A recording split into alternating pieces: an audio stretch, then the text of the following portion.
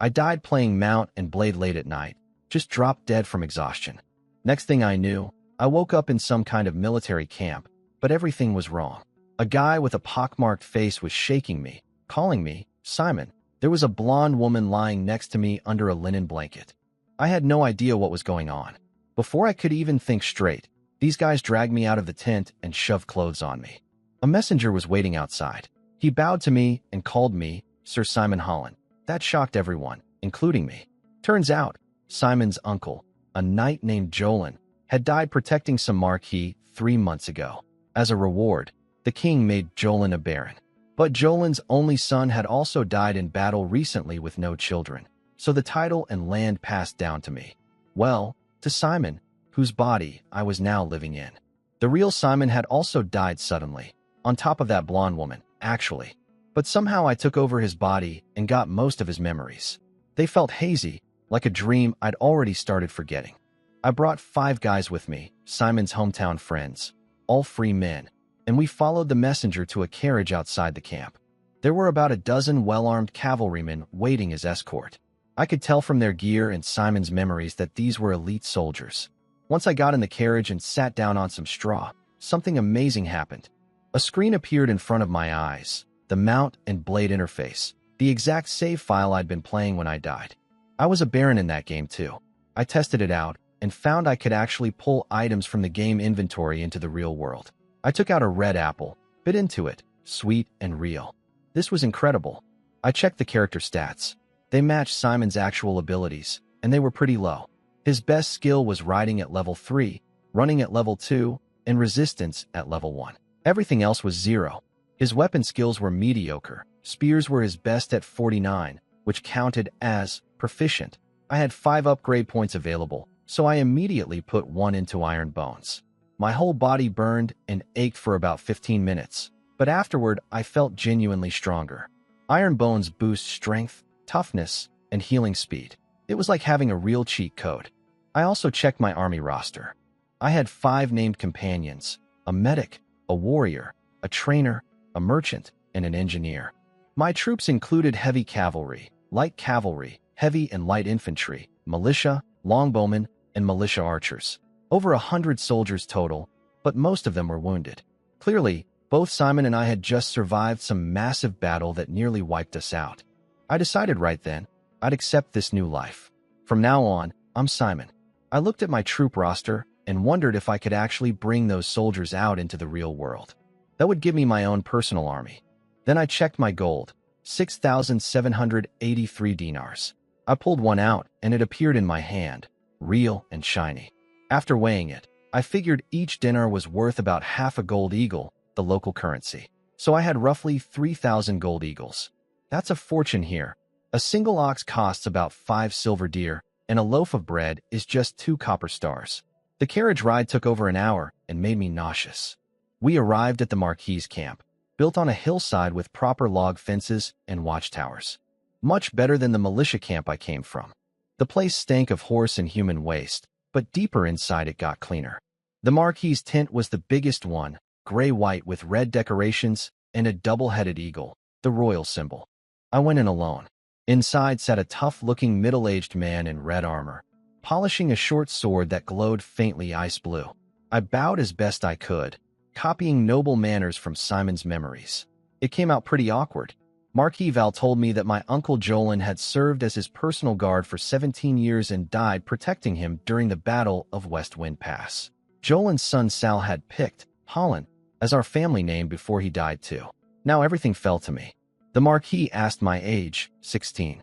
He handed me a sheepskin map of the region and a sealed letter, then told me to take Jolin and Sal's belongings, hire some reliable mercenaries, and go to Gold Eagle City to receive the king's official appointment. A guard led me to a gray tent nearby. Inside were 2 urns of ashes and 2 sets of battered armor, 1 plate and chain, 1 brigandine and chain. Both were smashed up and bloodstained. There was also a greatsword and a war hammer, both covered in scratches. These 2 had clearly gone down fighting hard. I found a money pouch full of gold coins and a 3-page sheepskin booklet stained with blood. The first page read, Plundering Fire Night Breathing Method. My heart jumped. This was a treasure. By kingdom law, Only nobles could learn these techniques. Anyone else caught with one would be executed. I immediately stored it in my game inventory. I carried the urns and the bag out myself, and asked the guard to help with the heavy armor. Outside, only my 5 hometown friends were waiting. The carriage and cavalry escort had left. I looked back at the camp and thought to myself, this is where my new life truly begins. Kings and lords, who says you have to be born into it? My pockmarked friends started calling me Master, but got shy about it. I told them we grew up together and I wouldn't forget them if I made it big. They smiled but grew more respectful. The sharp ones immediately grabbed the armor and weapons without being asked. For them, following me was a rare chance to climb the social ladder. If they got appointed as a state knight someday, they'd be nobility too. Right as we were chatting, Hilter's stomach growled loud enough for everyone to hear, and then all our bellies joined in. We hadn't eaten since the night before, and it was already noon. I led everyone toward the merchant camp west of the Marquis' grounds. It was bigger and cleaner than the military camp. No awful smell at all. Plenty of soldiers in armor were coming and going. We spotted an outdoor tavern called the Roaring Tavern. Just some tables and chairs set up on cleared ground with a wooden sign. The place was packed. Soldiers laughing and shouting everywhere. A bard singing upbeat songs. And a few big blonde guys with half-dressed women sitting on their laps, hands wandering freely. My 5 young companions couldn't stop staring. I picked a corner table and ordered big, 6 black breads, 6 roast lamb portions, 6 lamb soups, a roast chicken, berries, cheese, and butter. The waiter glanced at the fine 2-handed iron sword by our feet before smiling and taking the order. He'd been worried we couldn't pay, but that sword reassured him. The food came after about half an hour. The roast meat was great, just salt, no spices, but the natural flavor was delicious.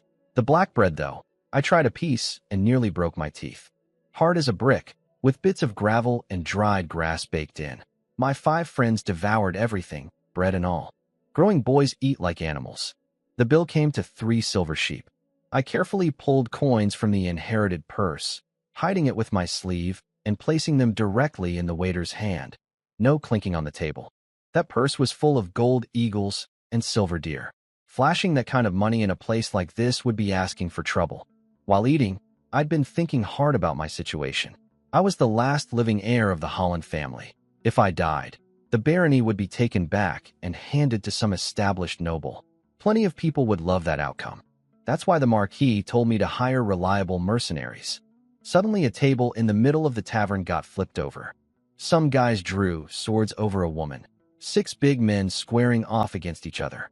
I didn't want any part of that. I called my guys and we grabbed our gear and left fast.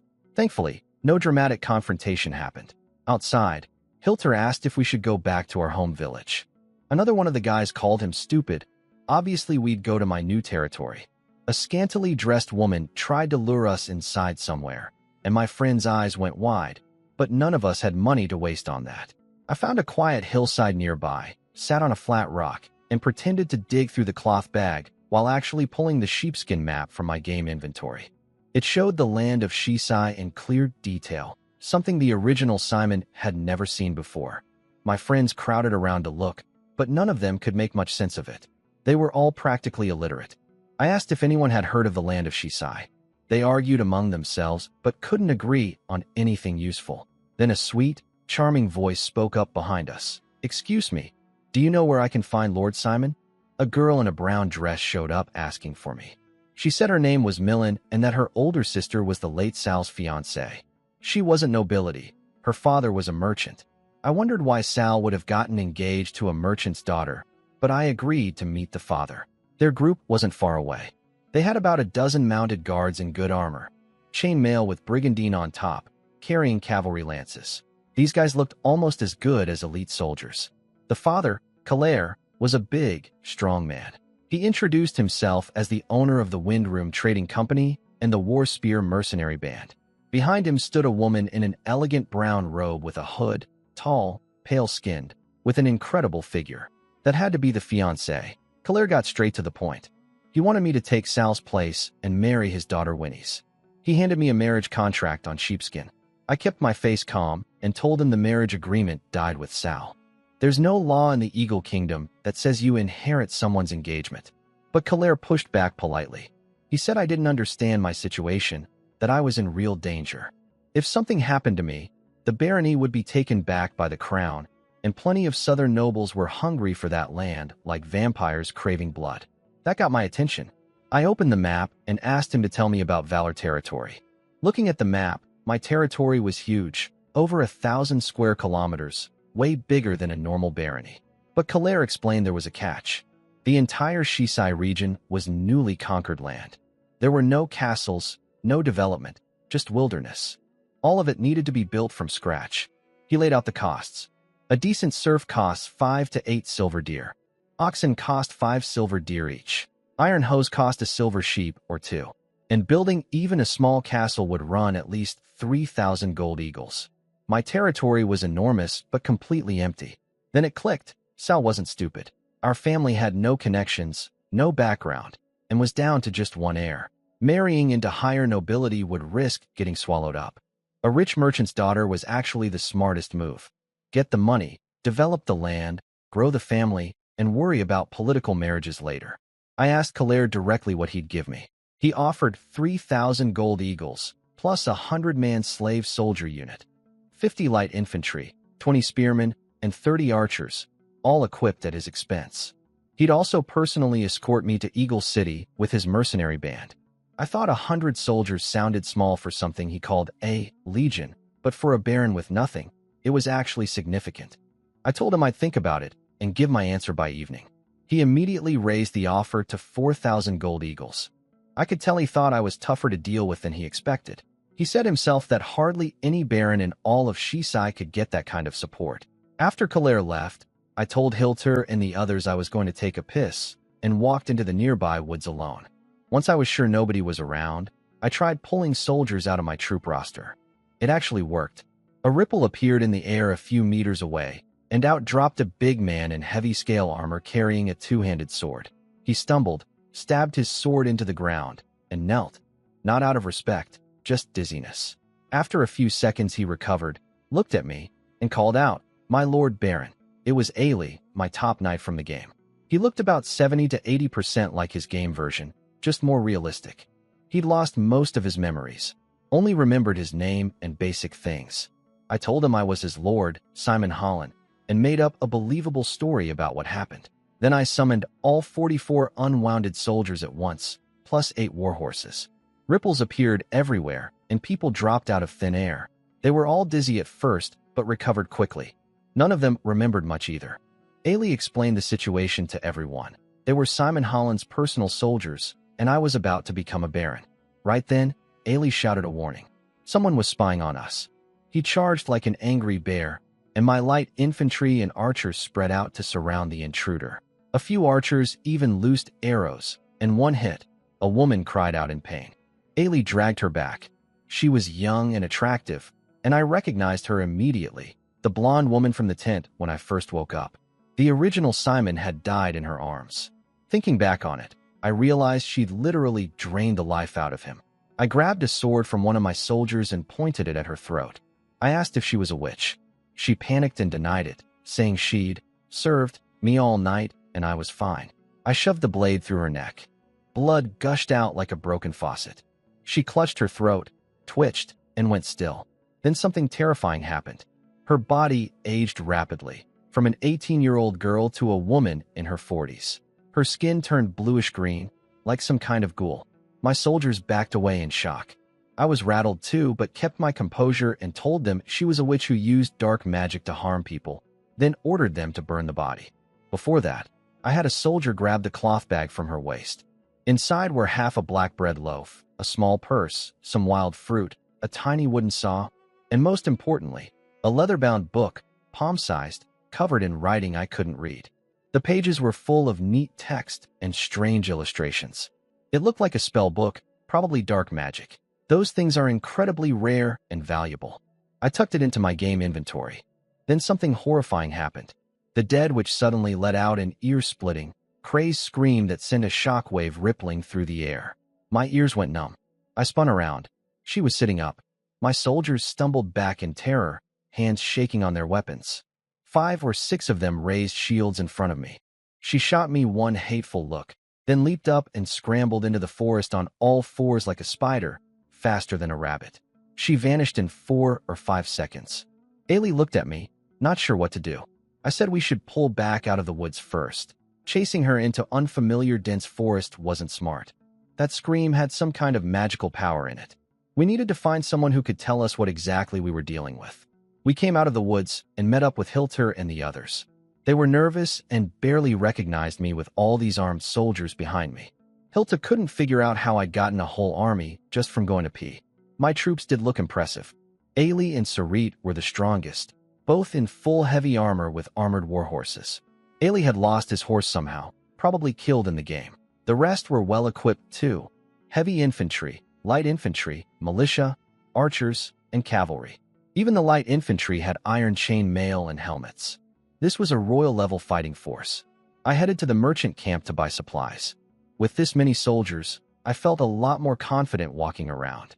First stop was a temporary stable area with hundreds of horses and mules. I bought 10 cargo wagons and 60 draft horses, haggling the price down to 21 gold eagles with Mad's help. I spent over an hour inspecting each horse. The original Simon's horse breeding knowledge came in handy.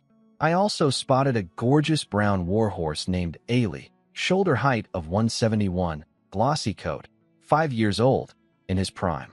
I bought him for 23 gold eagles. Then I picked out a black medium-grade warhorse for 12 gold eagles to give to Ailey. A knight needs a horse. When I opened the inherited purse to pay, I counted 89 gold eagles, 35 silver deer, and some smaller coins. Not much for a baron. But Jolin and Sal had been soldiers their whole lives and never got to manage their land. After paying for everything including saddles, I'd spent over 60 gold eagles, most of the inheritance gone. I gave the extra draft horses simple saddles so infantry and archers could ride and save energy. The remaining horses would take turns pulling wagons so none got worked to death.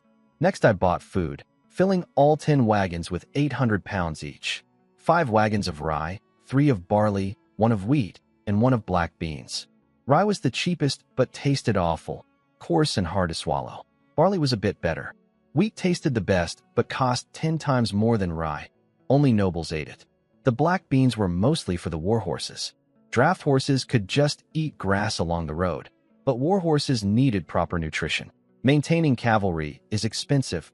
Even rich barons usually only keep a few dozen riders. I noticed some slave merchants selling beast folk, mostly dog-headed people about 1.50 to 60 tall. They were decent for mining, but not farming. I looked around hoping to find some beast-eared girls, but no luck. Disappointing. I bought some tents and basic supplies, then left the merchant camp. Kalair came over immediately. He looked surprised at my soldiers and asked who they were. I casually introduced Ailey and Sarit as my honor knights, Mad as my quartermaster, Yaman as my steward, and Kylan as my medic. The rest were my soldiers. Kalair stood there with his mouth open. He couldn't figure out how a nobody like me had found followers so fast and was already handing out honor knight titles. This clearly wasn't going according to his plan. I told him I'd agreed to marry his daughter, but I wanted to see her first. If she was ugly, I'd want a different one. Did he have more than one daughter? He said I'd actually already seen her. The tall woman in the fine brown robe stepped forward and curtsied gracefully. Lord Simon, I am Winnie's, she said in a sweet, respectful voice, her cheeks turning slightly pink.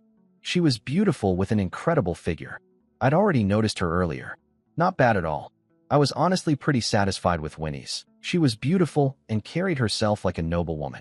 Kalair had raised her well. I asked bluntly if she was still a virgin. Kalair swore she was. Sal had signed the marriage contract and rushed off to war without touching her. I agreed to marry her. Winnie's blushed and looked down shyly. I smiled at her. Kalair laid out the deal. He'd escort me to Eagle City with his mercenary band. We'd hold the wedding there before the gods. Then he'd give me 4,000 gold eagles and 100 slave soldiers for building up my territory. Before leaving, I told him about the witch, how I killed her and she came back to life. He turned serious. He said she was a witch who practiced fallen dark arts, and since she'd revived, she'd become a dark creature, probably a spider woman. He said they're not hard to kill right after transforming, just cut off the head. But if she escaped into the forest, she'd come back for revenge. Then he casually mentioned that Winnie's was a formal mage, so I'd be safe. That caught me off guard. My fiancée was a mage. I immediately worried. In this world, female mages and witches look pretty much the same from the outside. Mages use normal magic with no side effects, while witches use dark arts that come with a price. After my experience with that witch, I couldn't help feeling a bit cautious. But I kept smiling and didn't show it. We set off south. Kalaire's group joined mine. Over 200 people total. His Warspear mercenaries were well-equipped, about 70 or 80 riders in iron armor, half on proper war horses and half on travel horses. After a few hours, we'd covered about 15 kilometers and made camp for the night on a flat stretch of ground with thin vegetation. Along the ride, I'd been asking Kalaire questions nonstop, learning things the original Simon never knew. This world sits on the Slore continent. The Eagle Kingdom is in the northeast, bordered by the ocean to the east, the sighing wasteland to the north, thorny swamps to the south, and hot, dry desert to the west. The Shisai territory used to be part of the sighing wasteland. Not actually barren at all, just called that because it was inhabited by beast folk and other races, not humans. Marquis Val had just conquered it from the Beastmen with the royal army. The Beastmen took heavy losses and wouldn't attack again for 3 to 5 years, so we had time to develop the land. I also learned about the power system. This is a low-magic world with 3 main combat classes: knights, mages, and warriors. Knights are strongest, mages second, warriors last. Knights and warriors are ranked by raw strength, literally how much weight you can lift. Both start at the entry level by lifting 200 pounds. The ranks go entry, low, mid, high, bronze, silver, gold. Warriors max out at gold level, 1,500 pounds. Knights share the same scale up to high level, but then pull ahead dramatically. Bronze knights lift 1,500 pounds, silver knights 2,000, gold knights 3,000. Bronze knights and above can also use special knight techniques that look like magic. And knights live much longer. Bronze knights can reach 150 years old, gold knights over 200, sometimes 300. Warriors only live 60 to 70 years. The big catch: knight breathing techniques are restricted to nobility by law. Any commoner caught practicing one gets executed. Warriors use a different training method called body tempering, which anyone can learn. That's why warriors are common among mercenaries and commoners, while knights are exclusively noble. Kalaire also told me about mages. They're the most mysterious power system. There are over a dozen mage organizations in the kingdom, the most famous being the Winterfort Mage Academy, the Royal Mage Corps, and the Nature's Hand Mage Association. Mage talent is something you're born with. Even a king can't become one without the gift. Mages have 7 ranks: beginner, apprentice, entry, mid, high, proficient, and master. Nature's Hand calls the top 2 ranks gray robe and white robe mages. Everyone else is a brown robe. But even a master mage's strongest fireball is only about as powerful as a rocket launcher. Decent, but 30 or 50 high-level warriors could still overwhelm one. After hearing all this, I figured the real path to power in this world was building up numbers. I needed to grow my forces. As evening came, Kalaire left to set up night defenses and sent Winnies to keep me company. We chatted and got to know each other a bit. It was pleasant enough. I showed her the book I took from the witch. She examined it carefully and said it was a book of corruption containing dark magic. The cover read, Succubus Touch, a faction she'd never heard of. She started reading the first page aloud and translating, but when she got to a spell called Life Drain, her face turned bright red. I immediately guessed that was the spell the witch used to drain the original Simon to death. I asked what the book was worth. She said around 1,000 gold eagles on the black market, but it was illegal. Commoners get hanged and nobles lose a rank of their title if caught. She suggested destroying it. I pretended to put it back in my bag, but actually stored it in my game inventory. Too valuable to throw away, too dangerous to show around. Then I asked if she could teach me magic. She said she could, though she didn't know if I had the talent. She practiced something called the Earth Meditation Method and gave me a sheepskin scroll with the instructions. The writing was in magical script I couldn't read, so she started explaining it to me word by word. We got so absorbed that we didn't notice it getting dark. Kylan, my medic, came to tell us dinner was ready. I invited Winnies to eat with me. Kalaire had provided the food: roast lamb chops, white bread, jam, cheese, and vegetable soup. Much better than anything I could manage with my basic grain supplies. His caravan traveled with dozens of live sheep in cages, plus chickens and rabbits across several wagons. I cut some white bread, spread cheese on it, and served it to Winnie's first. Dinner was quiet and polite. Afterward, we agreed to continue the magic lessons tomorrow and went to our separate tents. I'd hinted at sleeping together, but she wasn't that kind of girl. Different world, different customs. Alone in my dark tent, I started working on my upgrade points. I had 4 left and put 1 more into iron bones. After 15 minutes of that burning sensation, I felt incredibly strong. After testing, I figured each point of iron bones adds about 100 pounds of lifting power. With my base strength plus 2 points, I could now lift around 300 pounds, qualifying as a low-level warrior. I spent 1 point on scouting. My eyes got warm for about 10 minutes. Then a description appeared. If I stare at someone within 3 meters for 5 seconds, I can sense how strong they are compared to me. Green means safe, red means dangerous. The deeper the color, the bigger the threat. And if someone has hostile intentions toward me, I'll see black energy around them. The intensity depends on how hostile they are and my skill level. This was incredibly useful. Tomorrow I'd test it on Winnie's and Claire. I tried putting my last 2 points into battle aura and magic, but the system wouldn't let me. Turns out I need to actually practice a breathing method and a meditation method first, complete at least 1 full cycle. Then I can upgrade those skills. I had the plundering fire breathing technique and the earth meditation method, so once I learned to read magical script and practice them, I'd unlock those upgrades. I lay back down, thinking about how to develop my territory and recruit people. I was just drifting off when a piercing shriek ripped through the night and jolted me awake. I instantly pulled a steel sword from my inventory and held it in front of me. A piercing shriek woke me up. My guard said something was happening to the east. I figured it was the Spider Woman, the witch I'd killed earlier, coming back for revenge. But she couldn't be that strong, or she'd have attacked already. I felt somewhat safe knowing Ailey and Sarit were out there. Ailey had iron bones at level 10, silver warrior strength. Sarit was at 8, bronze level. Both were expert fighters who could handle dozens of regular soldiers. I pulled a full set of scale and chain armor from my inventory, helmet with chain face guard, arm guards, leg guards, armored boots. My storage had plenty of gear: apples, wheat, honey, iron bars, beef, several suits of fine armor, steel swords, an imperial longbow, polearms, even 2 warhorses. Everything stayed fresh in there. The armor was heavy, but with 2 points in iron bones I could handle it. Another scream rang out from the camp's edge, along with shouting from the guards. My 2 soldiers helping me suit up nearly dropped everything in fright. I told them to calm down. I went outside and learned that Claire had taken men to chase the creature, and Winnie's went with them. My fiancé had guts. While waiting, I studied my system more. I found an experience bar at the top of my interface, currently level 0, with about 200 out of 1,000 points filled. You gain experience from killing enemies, chopping wood, farming, managing territory, even sleeping. Killing gives the most, sleeping probably the least. About half an hour later, a bright white flash lit up the eastern forest for several seconds. Then Claire and Winnie's returned.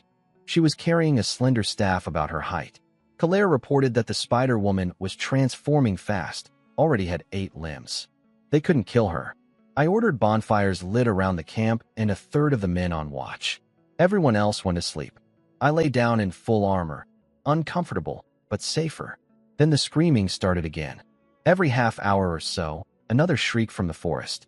It made my heart race every time, some kind of magical effect in the sound. I realized what she was doing. She was trying to keep us all awake. Clever and nasty. I tried to ignore it and sleep, but then one scream came from right near the camp. So close it felt like she was next to my ear. I jumped up furious. Outside, soldiers were running around. The Spider Woman had come within sight of the guards. I could make out her shape in the distance. She was over 3 meters tall, moving like a long-legged spider, fast and agile. She wouldn't enter the camp, though. She seemed afraid of fire. I couldn't let this go on. I went back into my tent, pulled out the imperial longbow and a quiver of armor-piercing arrows from my inventory, and gave them to Sarit. His archery skill was 86, expert level. He already had an oak bow, but the imperial longbow was far more powerful. Sarit took one look at the Spider Woman's outline in the darkness, drew the bow, aimed for half a breath, and let the arrow fly. A horrible screech, he hit her. She scrambled away into the darkness. I told him she probably wouldn't be back tonight, gave him the bow and arrows to keep, and went back to my tent to finally get some sleep. I slept hard and woke up feeling refreshed. I put the Imperial longbow back in my inventory and headed out with my steel sword on my hip. Mad, my quartermaster, was guarding the tent. He's actually a high-level warrior with iron bones at 5, plus excellent archery and trading skills. After breakfast, vegetable soup, white bread with butter and cheese. The soldiers watching us looked envious. White bread costs 10 times more than black bread. Even well-off commoners treat it as a special treat for children. We packed up camp and set off. I rode my fine warhorse and enjoyed not having to do any of the work. Being a noble is nice. On the road, I used my scouting skill on Winnie's first. She glowed faintly red, stronger than me, but no black fog. She had no hostile intentions. I asked about the white light from last night. She said it was a light spell, useful for illumination and scaring dark creatures. I told her she was brave. She just smiled sweetly. I also checked Claire, deep red, meaning much stronger than me, but again no black fog. I could trust him. After 2 hours of travel, hoofbeats came from behind. A group of about 20 to 30 light cavalry caught up to us. A big brown-haired knight in plate chain armor called out, asking if this was Simon's caravan. He introduced himself as Knight Dole from the Andrew family of Haystack City. Claire tensed up immediately, but relaxed a bit once the man identified himself. Dole asked for me. He spotted me quickly. I was one of only 2 people on a fine warhorse, and the other was too old. He asked me to wait, saying that Jeffrey Andrew, heir to the Andrew family, wanted to talk. When I returned his noble greeting, still clumsy at it, I caught a flash of mockery on his face. He hit it fast, but I saw it. I already didn't like him. Soon Jeffrey arrived with 7 or 8 armored knights. He said his father, Viscount Board Andrew, wanted to discuss a marriage alliance between our families. He handed over a sealed letter on fine sheepskin paper.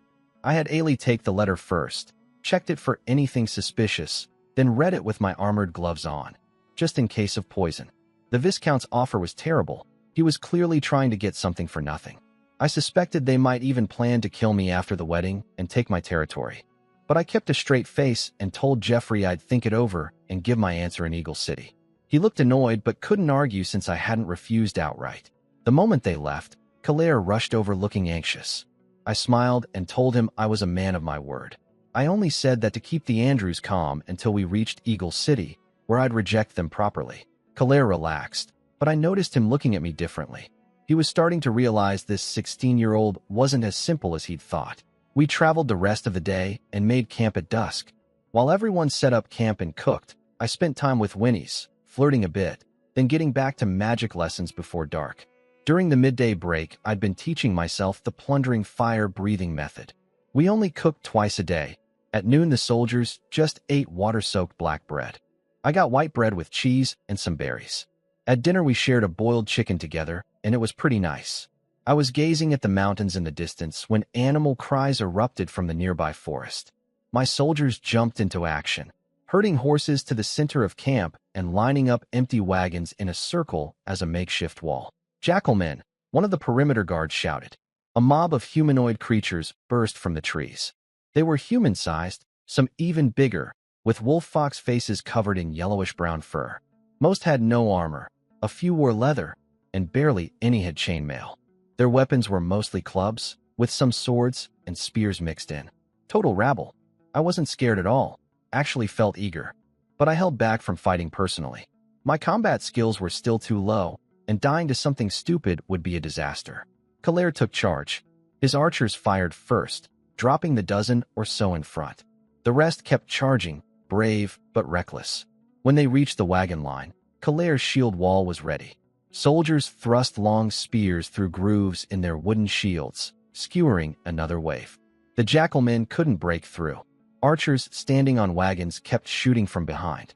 It was over fast. Only 7 or 8 survivors fled whimpering back into the forest. I went to the edge of camp with Ailey's escort to look at the bodies. The blood smell made me a bit nauseous. A few jackalmen were still alive, whimpering on the ground. Ailey offered to finish them off, but I said no. I needed to get used to this. I drew my steel sword and cut off the first one's head. Blood poured everywhere. I felt like vomiting, but held it down. Then I killed the rest. The original Simon had been on a battlefield before, but never fought up close. I needed the practice. Claire asked how it felt. I grinned and said not bad, then handed my sword to Sarit for cleaning. That steel sword was quality, worth about 10 gold eagles in Eagle City. I lay down to sleep, exhausted from riding all day. Right on schedule, the Spider-Woman's shriek came from the forest. I cursed, stuffed my ears, and went back to sleep. She really couldn't do much besides annoy us. I slept like a rock until morning. Ailey reported that Sarit had scared her off with one arrow again, but she kept screaming from the woods until almost dawn. This couldn't go on. Ailey suggested taking 10 men into the forest at night with Claire's support to hunt her down. She looked scary, but wasn't invincible. I told him we'd discuss it after breakfast. Breakfast was bland as usual, just salty wheat porridge. Salt in this world comes in several grades. The finest is snow salt, white and powdery with no bitterness. I eat gold salt, which is decent but slightly yellow and a bit bitter. The worst kinds, sea salt and black salt, are nearly inedible and only fed to slaves. Claire provides my salt. After breakfast, several groups of riders arrived from the north carrying letters for me. Every single one was a marriage proposal. There was even one from an earl, the Winson family from Storm City, a windy place with poor soil but good fishing and salt production. He offered 1,000 gold eagles, 1,000 slaves, 200 regular soldiers on loan, and a salt trading license. None of them beat Claire's offer, though. The second best was another merchant offering 2,000 gold eagles, 500 serfs, and 30 mercenaries. The earl's deal was tempting, but as the last surviving member of my family, I couldn't risk a political marriage with a higher noble who might try to absorb me. We marched until noon across open plains. I called Claire over to discuss the Spider-Woman problem. He agreed she was becoming a real issue. Soldiers weren't sleeping well, and if this dragged on for a month, it would be serious. The problem was she was too fast and stayed in the forest at night where we couldn't chase her. I came up with a simple plan. We'd dig deep pits, at least 4 meters, on the plain between our camp and the forest. I'd stand behind the traps as bait. When she charged at me, she'd fall in, and everyone would rush over and stab her with spears. Claire was worried about the danger, but eventually agreed. Most of the men started digging while cooks prepared a big dinner as reward.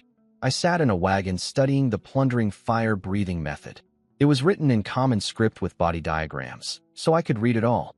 The technique isn't complicated, but normally takes years. You start training at 6 to 8 years old, and if you have talent, you awaken a life seed and produce battle aura by 16. Before Bronze Knight level, battle aura only circulates inside your body to boost physical abilities. After Bronze, you can release it externally as Knight techniques.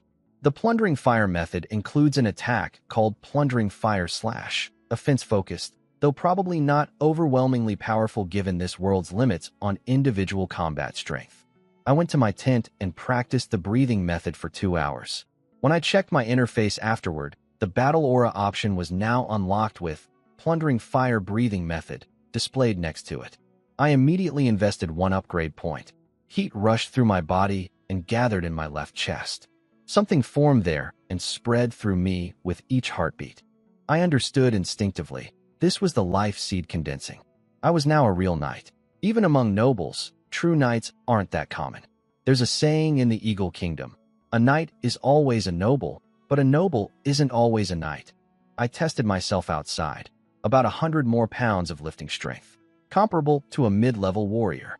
Still not great since the original Simon's body had been drained by that witch. I put my last upgrade point into Battle Aura 2. After the heat passed through me again, I was now at high warrior level. Iron Bones and Battle Aura stacked together, each point adding about 100 pounds of strength. Many noble knights train both paths simultaneously, though they usually focus on the knight path. With high warrior strength, I felt much more confident about tonight's Spider-Woman hunt. My experience bar was nearly half full too. I'd probably hit level 2 by the time we reached Eagle City. I was planning to put 1 point into magic and 1 into resistance, which boosts poison immunity and elemental defense. Nobles love using poison, so better safe than sorry. As evening approached, the clouds thickened and it looked like rain was coming. After sunset, the wind picked up and a light rain started falling. The traps were ready. 3 big pits with sharpened wooden stakes at the bottom. covered with branches and grass. I sat with Ailey, Sarit, two heavy infantry, and Winnie's by a bonfire right behind the pits, facing the eastern forest. Winnie's and I chatted quietly while waiting. I told her to go back because of the rain, but she said her mage robe was waterproof and offered to grab me an umbrella. Just as she stood up to leave, a horrible scream came from the forest. About a dozen shriveled figures came sprinting out, ghouls. The first few ran straight into the pits. "Ghouls," Winnie shouted. She raised her staff and cast a spell. A glowing white orb the size of a lychee floated up and lit everything within dozens of meters like daylight. The ghouls slowed down, shielding their faces from the light. Sarit started shooting. His first arrow knocked one down, but it got back up. Winnie's told us to aim for the head. That's an instant kill. Sarit's next arrow punched right through a ghoul's skull, and it stayed down. I ordered everyone to fall back to camp. I wasn't going to play hero with only a few guards. 4 or 5 ghouls made it past the pits through the gaps. They carried rusty weapons and moved terrifyingly fast, like Olympic sprinters. But my heavy infantry and Sarit cut them all down easily. They looked scary, but were actually weak fighters. Then came another shriek from the forest. The Spider-Woman charged out on her long legs. I turned and ran straight back to camp. Claire's men rushed forward to meet her. Suddenly, I heard her yelp. She'd fallen into the third pit. The ghouls had only triggered 2 traps, and the northern one was still intact. She'd charged right over it. Turning into a monster had clearly made her dumber. Claire's men surrounded the pit and stabbed down with spears over and over. By the time I walked over with a spear of my own, the Spider-Woman was full of holes, leaking green blood, barely alive. She was about 3 meters tall with a bluish woman's head where spider eyes should be, 8 limbs, and a pair of sharp pincers up front. A lone fighter would need at least bronze knight strength to beat her. I yelled for everyone to stop. They looked at me confused. I aimed my spear at her head and drove it in, then stabbed again and again. After about 15 thrusts, she finally went still, and I heard a chime in my head. I'd leveled up. 1 new upgrade point. I tossed the spear to a soldier and asked if this thing was worth money. Winnie said Spider-Woman parts are useful to alchemists. The pincers, blood, and bone ash could sell for at least 200 gold coins. I put her in charge of harvesting the materials and told her my soldiers would help however she needed. She smiled sweetly and got to work. I went back to camp, set up the night watch rotation, and fell asleep immediately. Sarit stayed behind to help with the body. Every little task was handled by someone else. Everyone treated me with respect. The food was still mediocre, but life was definitely getting better. I even started dreaming about building up my territory. It rained during the night, but I slept well in my waterproof tent. When I woke up, I was sore from sleeping in armor again. I checked my troop roster and noticed something worrying. Yaman's loyalty had dropped from 100 to 99, and over a dozen others had dipped too. I wasn't sure why. Maybe the hard travel or the poor food was getting to them. They weren't just game data anymore. They were real people with real feelings. I decided to spend my new upgrade point on leadership. It expanded my troop capacity from 281 to 581, and it makes everyone in my roster gain 1 loyalty point per week, as long as they don't have a grudge against me. 4 points a month, 48 a year. That should keep things stable. My appetite had grown huge. 3 bowls of porridge, a 2-pound white bread loaf, and half a block of cheese, and I still wanted more. The stronger warriors ate a lot too, but they only got extra porridge and black bread with butter. Winnie's came by with money from the Spider-Woman materials. Her father's trading company bought the parts for 210 gold eagles. I took the purse without hesitating. Over the next 20-some days, nothing major happened. We saw jackalmen and dog-headed people a few times, but they ran when they saw our numbers. We also spotted a giant tribe, just a dozen or so, herding woolly elephants that looked like mammoths. The giants were 3 to 5 meters tall, even the young ones nearly 2 meters. I watched from a distance, fascinated. I thought about recruiting giants into my army. Imagine one in full armor with a battle axe. But Winnie said people had tried before. Giants won't take orders, won't travel far from their tribe, and only work as temporary hires for trade goods. I dropped the idea. One day Claire told me we'd entered Valor territory, my future land. I perked up immediately. We rode around for half a day scouting. The place was genuinely impressive. There was a fertile plain of about 300 square kilometers with 2 rivers running southeast through it. Marquis Val had clearly done me a favor picking this spot. but it was completely undeveloped. A typical inland baron gets about 50 square kilometers of settled land with tax-paying residents already living on it. I was starting from nothing. The initial investment would be enormous, and it could take decades to build into a proper territory. We camped on the plains one night, then kept moving. After another 2 weeks, we finally left the Shisai region and reached a human town called Long Forest. Winnie's got a bit excited. Before the Shisai conquest, this was the kingdom's most remote northwestern settlement. There are 2 routes into Shisai from the kingdom, one through Red Rock Pass in the north, and one heading north from Long Forest, which is the easier path. Claire suggested resting here for a day to resupply food. I agreed immediately. After weeks on the road, I stank. Everyone did. Even Winnie's had a faint smell of sweat. At least I'd been washing my face every day, or I'd look like a beggar. We arrived at Long Forest Town, the territory of Baron Gil. The castle wasn't big. About 20 acres with walls 5 to 6 meters high, gray-brown stone, medieval Western style. Outside the castle walls was a 3-meter earth wall enclosing the main town with rows of longhouses, homes, and shops. Beyond that, merchants and travelers camped outside. Our group of nearly 300 people naturally caught the guards' attention, but they just watched from the walls without doing anything. Claire told me the entry fee was 1 silver sheep per person. I thought Baron Gil was quite the businessman. I told Mad to get all my soldiers inside and handed him some gold eagles and silver sheep. Claire watched quietly, clearly puzzled why I trusted these soldiers who'd appeared out of nowhere more than him, my future father-in-law and financier. The town smelled bad, animal droppings everywhere, though 2 townsmen were slowly cleaning with pushcarts. Civilians stepped aside when they saw us coming. Nobody argues with armed men. I checked 3 inns. The biggest one, Long Forest Inn, was nicely decorated but nearly empty, usually a bad sign meaning overpriced or poor service. The other 2 were too small for our group, so we came back to the first one. I ordered big for everyone: roast beef, sausage, roast fish, black bread, vegetable soup, butter, apples, and malt beer per person. For myself, I added white bread, cheese, and stewed wild chicken. The waitress went from bored to all smiles. The food was much better than road cooking, real spices and good salt. Everyone ate like wolves.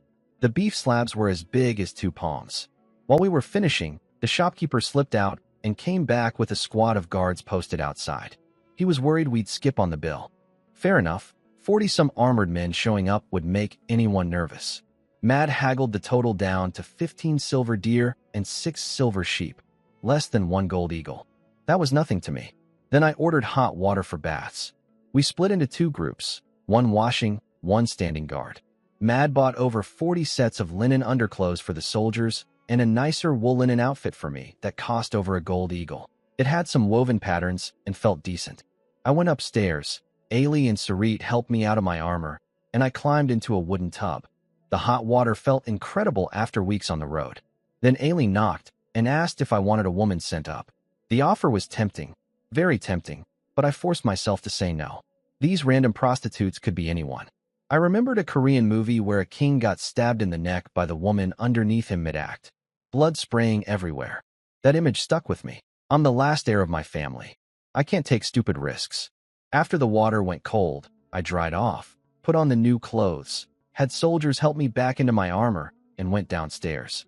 A butler-looking man was waiting outside. He said Baron Gil invited me to visit the castle. He seemed to have been waiting quite a while. A butler named Chadrick came to invite me to Baron Gil's castle. He said it was on the Baron's orders. I looked him over and politely declined, saying I was in a hurry to reach Eagle City for my investiture and would visit on my way back. But Chad pushed hard, too hard. That set off alarm bells. I'd never met Baron Gil. There was no reason for such an urgent invitation. Something was wrong. I told him I needed to check with my fiancée first, just to buy time. Then I ordered my men to finish bathing within 30 minutes. When everyone was clean, dressed in fresh clothes, and back in armor, I said we were leaving immediately. Chad was still waiting outside the inn. I invited him to come to the edge of town with me, but he refused. He wanted me to go to the castle alone. The streets now had 3 squads of guards, 36 men total, in decent gear. I noted them, but kept walking calmly. I even stopped to order 2,000 pounds of barley from some shops and had it delivered outside the walls. Once we were outside the town, I relaxed. A regular baron has maybe 1 or 200 real soldiers. Beyond the walls, he couldn't threaten our group of nearly 300. I told Claire about the invitation. He confirmed my suspicion. The baron was probably up to no good. He advised me to avoid all noble social events until Winnie's and I had at least one heir. These old noble families are all connected in complicated ways. Their favorite methods are poison, assassins, and hired bandits. He said once I was invested and back in Valor territory, I should focus on building my land and stay safe. He mentioned that assassinating a lord is a huge taboo among nobles.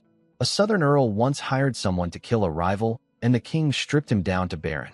Within decades, neighboring nobles destroyed his family completely. I told Sarit to find a gate guard and pass a message to Chad. I had urgent business and would visit another time. Then we mounted up and left. What I didn't know at the time was that behind those castle walls, Baron Gil was furious. Chad reported that I had 40-plus well-equipped soldiers and the War Spear mercenary band with me. Too many to handle easily. Gil considered poisoning our food, but we'd left too quickly. He sent Chad riding after us with a new trick, claiming he wanted to marry his daughter to me, a message meant for my ears only. He also wrote a letter on sheepskin and sent it by raven to someone unknown. Meanwhile, riding along, I checked my troop roster and found that loyalty across the board had jumped back to full, nearly everyone at 100. The meal, the bath, and the new clothes had worked wonders. I also noticed that all my wounded soldiers in the roster had healed completely. I thought about summoning them, but decided to wait until after the investiture when we returned to Valor territory. More soldiers means more food and wages, and I didn't need them yet. Once we entered the Forest Valley region, there were actual roads, so we moved faster. About an hour in, riders caught up to us. It was Chad again, the butler from Baron Gil. He wanted to see me. I cursed under my breath. Nothing good could come from this. I let him approach alone while his escort stayed behind. He rode close and whispered that Baron Gil had a daughter my age and wanted to discuss a match. Something about it felt completely wrong. I'd already refused once, and now he was chasing me down? I made a snap decision. "Seize him," I shouted. Ailey and Sarit grabbed him off his horse instantly. His escort stirred, but Claire's men had them surrounded. I drew my sword and pressed the tip to Chad's neck, demanding to know what Gil really wanted. He tried to bluff, but when the blade broke skin and a thin line of blood ran down his throat, he crumbled instantly. He confessed everything. Baron Gil had received secret orders from Count Anderson to kill me. The Count wanted to get a barony in Shisai for his favorite illegitimate son, but the son had no military merit and couldn't earn land normally. I was the weakest of the 15 lords who'd been granted territories. No real backing, no family connections. The easiest target. My heart sank. The road to Eagle City was more dangerous than I'd thought, and Anderson probably wasn't the only one watching me. I let Chad go but kept his fine warhorse, a warning to Baron Gil. Killing the butler would have created a blood feud I couldn't afford yet. Long Forest Town sat on an important trade route, and I didn't have the strength for a real confrontation. Chad scrambled onto one of his escort's horses and galloped away. One poor rider was left on foot, sprinting after them. Claire urged me to hurry out of Gil's territory. We picked up the pace. Hours passed with no pursuit. Gil wasn't willing to burn through his own forces doing Count Anderson's dirty work. We passed several villages and another baron's castle over the following days, but didn't stop. The Forest Valley had been under kingdom control for nearly a century, so it was safer than Shisai, though nights in the wilderness still held dangers.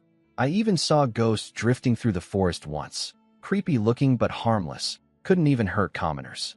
After another 2 weeks of travel, we were making good progress. At this rate, we'd reach Eagle City within a month. The weather got hotter as we went south. Iron armor soaks up heat fast, so our midday breaks got longer. During those rests, I studied magic language with Winnie's. We'd grown very close by now, lots of cuddling, and if we hadn't been out in the wilderness, we'd have gone further. I'd memorized over 200 magic characters and could read large portions of the Earth meditation method. Every evening I practiced swordsmanship and archery with Sarit. My single-handed weapon skill had reached 30, apprentice level. Archery was still only at beginner stage, hard to aim properly. One afternoon, while I was getting cozy with Winnie's, some villagers approached our perimeter and started talking to the mercenary guards. They seemed to have some kind of trouble. I ignored it and stayed in Winnie's soft embrace. Then Kalaire's deputy Rick came over and awkwardly interrupted. The villagers had a request, and Kalaire wanted me to come discuss it. Winnie's gently pushed me away, blushing furiously. Rick caught a glimpse, quickly looked away, and nervously led me to Kalaire. Kalaire pulled me aside and explained the situation. Villagers from Rest Village wanted to hire us to wipe out a bandit camp on Blade Tip Mountain. 200 gold eagles reward. His mercenaries were eager for the money, and if he refused, they'd resent him. Mercenary loyalty runs on profit. I told him to go ahead. I could protect myself. We'd camp by the Green Valley Road and wait for them to come back. He worried about me trusting Ailey's men too much, calling them former mercenaries who'd do anything for money. I smiled and told him I knew what I was doing. They were left to me by my cousin. That made Kalaire go quiet. He'd assumed I was completely dependent on him, but now I had soldiers he couldn't explain.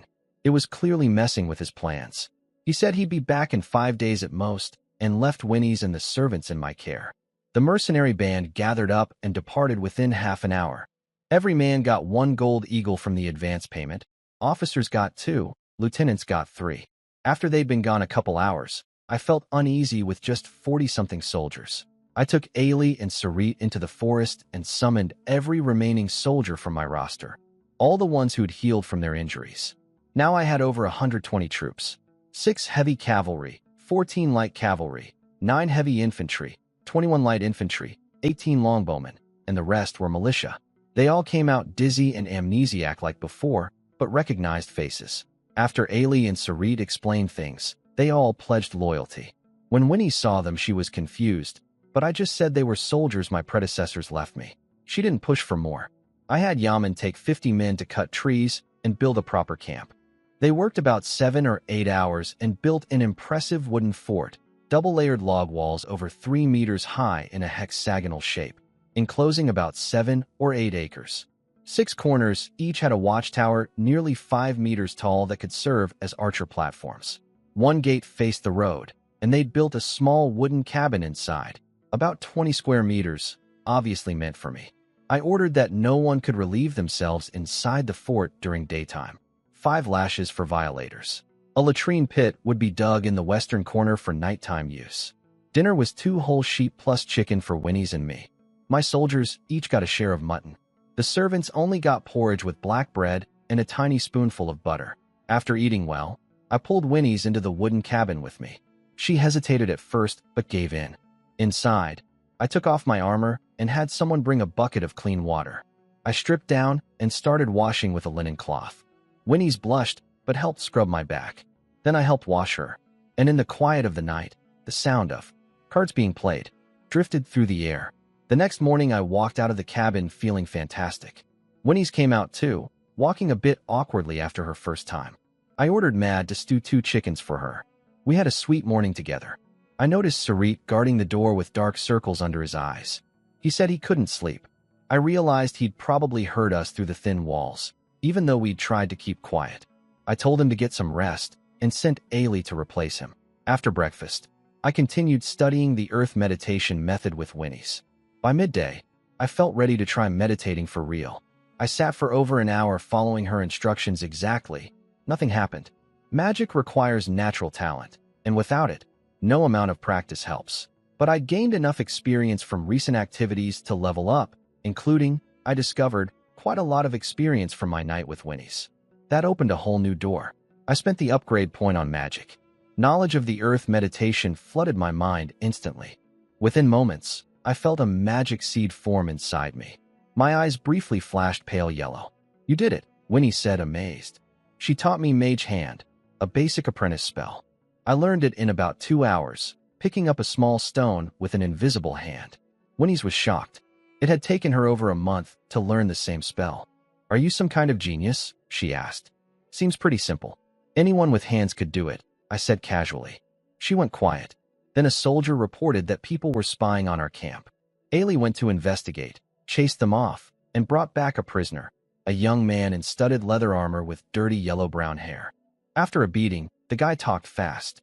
He was from the Iron Hill mercenary band, 154 men total. They'd been hired to kill someone, he didn't know who, and his pay was 5 silver deer. They were planning to attack soon. I understood immediately. Someone had set this up. The village request that drew Claire away was probably a trap, a classic scheme to separate me from my strongest protection. Winnie's panicked, worried about her father. I told her Claire was a gold-level warrior and could handle himself. The real target was me, not him. The bandits just wanted to get his mercenaries away first. I'd been quietly upgrading my people too. Yaman got iron bones and engineering boosts. Mad got iron bones and trading. Sarit got iron bones and trainer skill, which helps soldiers improve their weapon skills faster. I was saving Kylan's points to develop her into a mage. She'd make a good chief mage for Valor territory someday. Plus, she was easy on the eyes. Ailey had 5 upgrade points saved up too, but I wanted to give him battle aura, and he hadn't learned a breathing method yet. No time for that now. I told Winnie's our best move was to hold the fort and wait 5 days. If Claire didn't return, we'd head to Eagle City on our own. If something happened to him, her brother could inherit the business and our marriage agreement would stand. She was still worried, but when I explained that leaving the fort to find Claire was exactly what the enemy wanted, she calmed down. The mercenary band wasn't the target, I was. A few kilometers from our fort, the Iron Hill mercenary band, over 150 men, was camped by a forest. Their leader was a stocky man named Tiller, supposedly part dwarf with incredibly strong arms. His scouts had been caught, so now he knew our camp was fortified with log walls and watchtowers, with more soldiers than expected. He sent a squad leader called Hound to probe our defenses that night. I waited until midnight with no attack, so I split my men into 2 shifts and went to sleep with Winnie's. Eventually shouting woke me up, they'd come. But it was just harassment, arrows flying over the walls in the dark. The servants panicked and huddled against the western wall. I had Winnie's help me into my armor and stepped outside. An arrow immediately thunked into the doorframe next to me. I ducked and told Winnie's to stay inside. My infantry raised shields around me. Sarit reported the problem. It was too dark for our archers to see the enemy. I called Winnie's back out and asked her to cast light. She needed her staff, though. She hadn't memorized the light rune in her mental space, so she couldn't cast it quickly without it. She explained that formal mages can build spell runes in a spiritual space inside their minds for quick casting. Staffs also help by boosting power, reducing mana cost, and storing 1 to 3 spell runes. Hers was called Guardian's Radiance. It could cast light and healing. A soldier sprinted to fetch it from her fancy carriage. When he brought it back, I handed it to Winnie's and grabbed a shield to cover her as we moved to a watchtower. She cast the spell. A blazing white orb lit up the area like daylight for about 18 seconds. That was all Sarit and my longbowmen needed. They killed over a dozen enemies, including Hound himself. Sarit put an arrow straight through his eye into his brain, not even knowing he'd killed their squad leader. The attackers scattered into the dense forest in panic. Some of them ran into ghouls and wandering corpses lurking in the woods. Ailey wanted to chase them. I said no, everyone stays inside until dawn. I had Mad prepare a late-night meal, wheat porridge with big chunks of butter. The soldiers were very happy with that. Winnie's and I shared half a white bread and some cheese, then went back to the cabin. No removing armor this time. We just laid down in our gear with her staff within arm's reach. We slept until the sun was high, stepped outside together, stretched, and looked up at a clear blue sky with scattered white clouds. Another beautiful day. Back at their camp, the Iron Hill mercenaries were furious. Hound was dead, arrow through the eye. Their scouts reported we had at least 20 elite archers and a mage. Tiller, their leader, raged about the bad intelligence and called off the contract, demanding more money from whoever hired them. Meanwhile, I sent militia to collect the loot from last night. About a dozen iron swords and studded leather armor, most damaged by arrows but still worth something, plus small purses of copper and silver from each body. Ailey wanted to send cavalry out to find the enemy camp. I said no. Finding them wouldn't help. We couldn't wipe out a whole mercenary band anyway. Ailey was a fierce fighter, but not much of a strategist. Sarit was much better. His game background described him as a trained military officer. 3 days passed. I kept busy studying magic with Winnie's and practicing swords and archery with Sarit. Then Ailey spotted Claire's men coming down the road. Winnie's was overjoyed and ran to the watchtower. They'd clearly been in a fight. Blood on their armor, fewer men than before. But they'd completed the job. When Claire entered the fort, he immediately noticed I had way more soldiers than when he left. I told him about the Iron Hill attack. He said they were weaker than his war spear band and not a real threat. but he was clearly bothered by my growing army. He warned me about taking in unknown people. I told him flatly that these were my soldiers. I trusted them, and he didn't need to know more. His expression darkened for a moment. Then he smiled and agreed. The power balance between us was shifting. I now had more men than him. After a big lunch of roasted sheep, we abandoned the fort and continued toward Eagle City. The rest of the journey was peaceful, just the occasional ghoul or wandering corpse. The kingdom's interior had been tamed for centuries. I noticed the locals were tough. Even farmers carried short knives or kept spears in their fields. Finally, we spotted Eagle City in the distance. It was the real deal. Only 3 actual cities I'd seen on this entire journey. The road was busy with merchant caravans and travelers. The mercenaries relaxed, some laughing and joking about what they'd do in the city. Claire told me to find him at White Gull Harbor, about 70 li east of the city, after my investiture. The 100 slave soldiers he'd promised were almost ready. He also suggested I buy more slaves there to develop my territory, since no free citizens would willingly move to an undeveloped frontier like Valor territory. He explained that the slaves came from the central continent across the Storm Sea to the east. The Eagle Kingdom had been founded over 500 years ago by fleeing nobles from there. That continent now had 5 nations constantly at war, selling prisoners and captured civilians to slave traders who shipped them here at double the price. The sea was only calm 1 or 2 months a year, barely enough for one round trip. These slaves were the same race as us, making them much more useful than beast folk. I told Claire to go ahead and start buying serfs, blacksmiths, stonemasons, and carpenters. I authorized up to 2,000 gold eagles in spending. He nodded, took his mercenaries, and left. When he stayed with me, I looked at Eagle City ahead and smiled. Time to go get my title. We reached Eagle City, and it was impressive. Gray-white walls about 10 meters high with arrow towers even taller, the whole thing oval-shaped and about 20 li across, built around a small hill. No blind spots for defenders, plus a barbican at the gate. You'd need tens of thousands of elite soldiers to take this place. At the gate, a guard officer stopped us. No mercenaries allowed in armor. Ailey started arguing, but I waved him quiet. The officer told me that as a baron, I could only bring my knights and 10 armored soldiers inside. Everyone else had to stay in Fledgling Town, a bustling settlement just outside the West Wall. I gave Mad 10 gold eagles to cover wages and supplies for the 100-plus soldiers staying behind. I decided to pay monthly. Militia got 2 silver sheep. Light infantry 4 silver sheep. Longbowmen 1 silver deer. Heavy infantry 2 silver deer. Light cavalry 1 silver deer and 6 silver sheep. Heavy cavalry 5 silver deer. These were all professional soldiers now, not conscripts. I took Winnie's, her maids, Ailey, Sarit, and 10 guards into the city. The streets were wide with dedicated horse lanes down the middle. Reasonably clean too. People collected the horse droppings, and public urination was clearly banned. It felt like a proper capital. I didn't waste time washing up or resting. Worried about assassination attempts before my title was official, I went straight to the government office beside the royal castle. The guards wouldn't let us in at first, but once I explained my business, they reported inside. A well-dressed man in fine wool robes came out and checked the Marquis's sealed letter without touching it. He confirmed the seal was authentic and told me to follow him. My armed escorts came too. Nobody stopped them. I found the security oddly relaxed until we reached an inner courtyard guarded by 18 warriors in heavy armor with red cloaks. Elite royal soldiers. Only I could enter, unarmed. I handed my sword to Ailey and walked in carrying just the letter. Inside was a grand but simply furnished room. Just a black desk where a brown-haired middle-aged man was writing with a quill. He didn't look up for a while. This was McKen, the king's hand. When he finally finished, he glanced at me and said, "You're the lucky one, Simon. You're quite tall." I smiled awkwardly.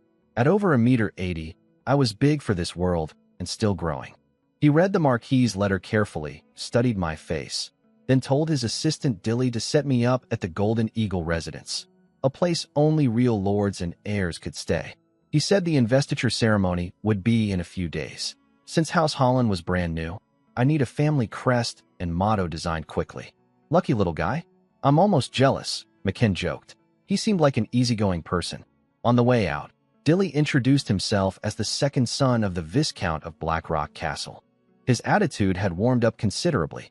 He couldn't hide his envy when he mentioned the Golden Eagle residence was exclusively for lords and their heirs. I kept smiling humbly while my guards followed us to the residence. There was separate housing nearby for retainers. The Golden Eagle residence was luxurious, like a small palace with flowers everywhere and gold-colored paint on the walls. Not real gold, but it looked impressive. I settled in with Winnie's and finally had a proper hot bath, followed by some quality time together. I stayed inside for days, studying magic with Winnie's and never going out. All our meals were delivered by servants, and Winnie's checked every dish for poison using a detection spell. If anything was poisoned, it would start smelling foul within seconds. That's why every lord keeps a chief mage on staff. Personal safety above all else. After several days with no word about my investiture, I got anxious. Maybe I needed to send gifts? But with the Marquis backing me, there shouldn't be trouble. I waited 2 more days, nearly ready to go investigate, when a counselor from the government office finally showed up with a court tailor to design my family crest. I kept it simple, a sun and moon shining together. For the family motto, I chose unyielding and enduring. Nothing flashy, nothing that would attract attention. A few days later, I got the notice. The ceremony was tomorrow at the Golden Eagle Castle, the royal residence. I scrubbed my armor until it gleamed and arrived early the next morning with Ailey and Sarit. Security was tight. I could wear armor but no sword, and my guard stayed outside. The ceremony hall had about a dozen officials standing silently along the walls, including someone in white robes who looked like a priest. Soon, Crown Prince Eldon Bavrick entered, a tall, handsome man in pale yellow with a red cape, flanked by guards and maids. "You're that lucky one, Simon?" he said cheerfully. I confirmed, and he drew his sword. I dropped to one knee. He laid the blade on my shoulder and delivered the investiture speech with practiced authority. I recited my oath of loyalty, not to the prince, but to King Dryo Bavrick. Getting that wrong would have been a disaster. I'd rehearsed it dozens of times. The ceremony was quick and smooth. As the prince left, he tossed one last remark over his shoulder. "Hire an etiquette tutor. Your form is terrible." Afterward, the guide told me my lord's coronet and baron's seal were being crafted. I need to stay in the city a few more days. He also explained that all Shisai nobles got 3 years tax-free, then only 10% for the next decade. The kingdom would also organize free citizens to relocate to Shisai, and every noble would have to settle some of them. I should prepare. I was thrilled. In a few months, I'd be back on my land, ruling my own territory. It was June now. I'd arrive around October, just in time to plant rye for a harvest the following summer. Back at the residence, I celebrated with Winnie's. Over the next days, I explored the city with my guards, finally relaxing. Now that I was an officially invested baron, assassination inside the capital would be a major crime. The Noble Elders Council would demand someone important pay for it. In the kingdom's history, that kind of thing almost never happened during peacetime. On the 9th day, my coronet and seal arrived. The seal was small, copper, engraved with Valor Territory and the Sun Moon crest. The coronet was a copper ring with a red gemstone set in the front and the family crest on either side. House Holland was now officially born. Uncle Jolin and Cousin Sal had both died before completing these steps. I was the one who finished what they started. Winnie's couldn't stop staring at the coronet, beaming with joy. Becoming nobility is every commoner's dream in this kingdom, and here it was right in front of her. I had a servant bring red ink, stamped the seal on my palm to test it. The Sun Moon crest came out clean alongside the Valor Territory text. Then I put everything into my game inventory when Winnie's wasn't looking. The next day, we left Eagle City. I'd wanted to buy plate chain armor there, but heard it was cheaper in White Gull Harbor. I did visit some magic and alchemy shops, picked up a few healing and medicine potions, but skipped everything else. A basic fire spark staff cost 600 gold eagles, which could buy 100 trained slave soldiers instead. Easy choice. We grabbed the main army from fledgling town. I secretly bought extra grain for my inventory, and we rode east. Everyone had horses, so we reached White Gull Harbor before noon. It was a real coastal city, about half the size of Eagle City, with a harbor full of ships and sails dotting the sea. The city was open, no weapons restrictions, but security was tight. Patrols of 18 well-armed soldiers came by constantly, all battle-hardened veterans. Kalair met us inside and bowed. "Greetings, Baron Simon." I asked about slaves. He'd bought over 800 from a recent shipment, but supply was tight. Every Shisai noble was buying them up as fast as they arrived. The 300 trained slave soldiers he'd ordered from Slave Bay hadn't come yet, including my 100. Should be a few days. He suggested we hold the wedding while we waited. I smiled and said his daughter was wonderful. Winnie's blushed happily. I told him to handle the arrangements. Then I remembered something. I called Hilter over. He and my 4 other hometown friends had been riding at the back of the column this whole time. I gave him an important mission. Go back to Jade Flower Village, bring my mother and sister here, and spread the word. Anyone willing to move to Valor territory was welcome. My offer: only 40% agricultural tax for 20 years, and whoever clears farmland gets the rights to use it. The standard kingdom rate is 50%, so this was genuinely attractive. I sent Sarit with 20 soldiers as escorts and gave both him and Hilter a gold eagle for travel expenses, far more than Hilter needed, but I wanted my old friends to show off a little back home. They had horses, so they'd be back in about 3 days. Kalair took us to his estate outside the city, a manor built on land rented from the local count. The rent was year to year, completely unstable. If the count decided not to renew, Kalair would lose everything he'd invested there. He'd been basically turned into a money-making tool for the local nobles, and their demands kept growing. That was a big reason he'd spent so much to marry Winnie's to me. He needed an escape route. He could have sworn loyalty to me and gotten a knight's title, but the man had bigger ambitions. He wanted nothing less than his own barony someday. We arrived at Kalair's Windroom estate after a couple hours. The place was impressive, over 300 acres with dozens of buildings, large farmland, and a thick earth wall surrounding everything. It looked like a baron's headquarters, minus a castle. The fields were golden with wheat ready for harvest. Kalair had put my slaves to work reaping. He said they were skilled farmhands and offered me the entire harvest as a gift. About 1,400 bushels, roughly 40,000 pounds of grain. I accepted, though I quickly calculated it would only feed 3,000 people for a week. I asked about skilled slaves. He'd found 3 blacksmiths, 7 carpenters, 1 horse breeder, 2 cooks, 17 construction workers, and 5 stonemasons. All expensive. The skilled ones cost at least 3 gold eagles each, and 1 experienced blacksmith cost as much as a fine warhorse. I told him to buy more craftsmen from the next shipments, plus enough serfs to reach 2,000 total and 300 oxen with carts. The math was sobering. 2,000 serfs would cost only 500 or 600 gold eagles, but feeding them was the real problem. Each working man needs at least 3 pounds of grain a day, and the next harvest wouldn't come until next summer. I'd need around 2 million pounds of food. The buying wasn't the hard part, transporting it all was. At least my game inventory could carry some, though it was already more than half full. I visited the skilled slaves in their courtyard. Kalair announced me as their master, and they all knelt immediately. I told them to rise. I'd gotten completely comfortable with this role. Any modern moral qualms were long gone.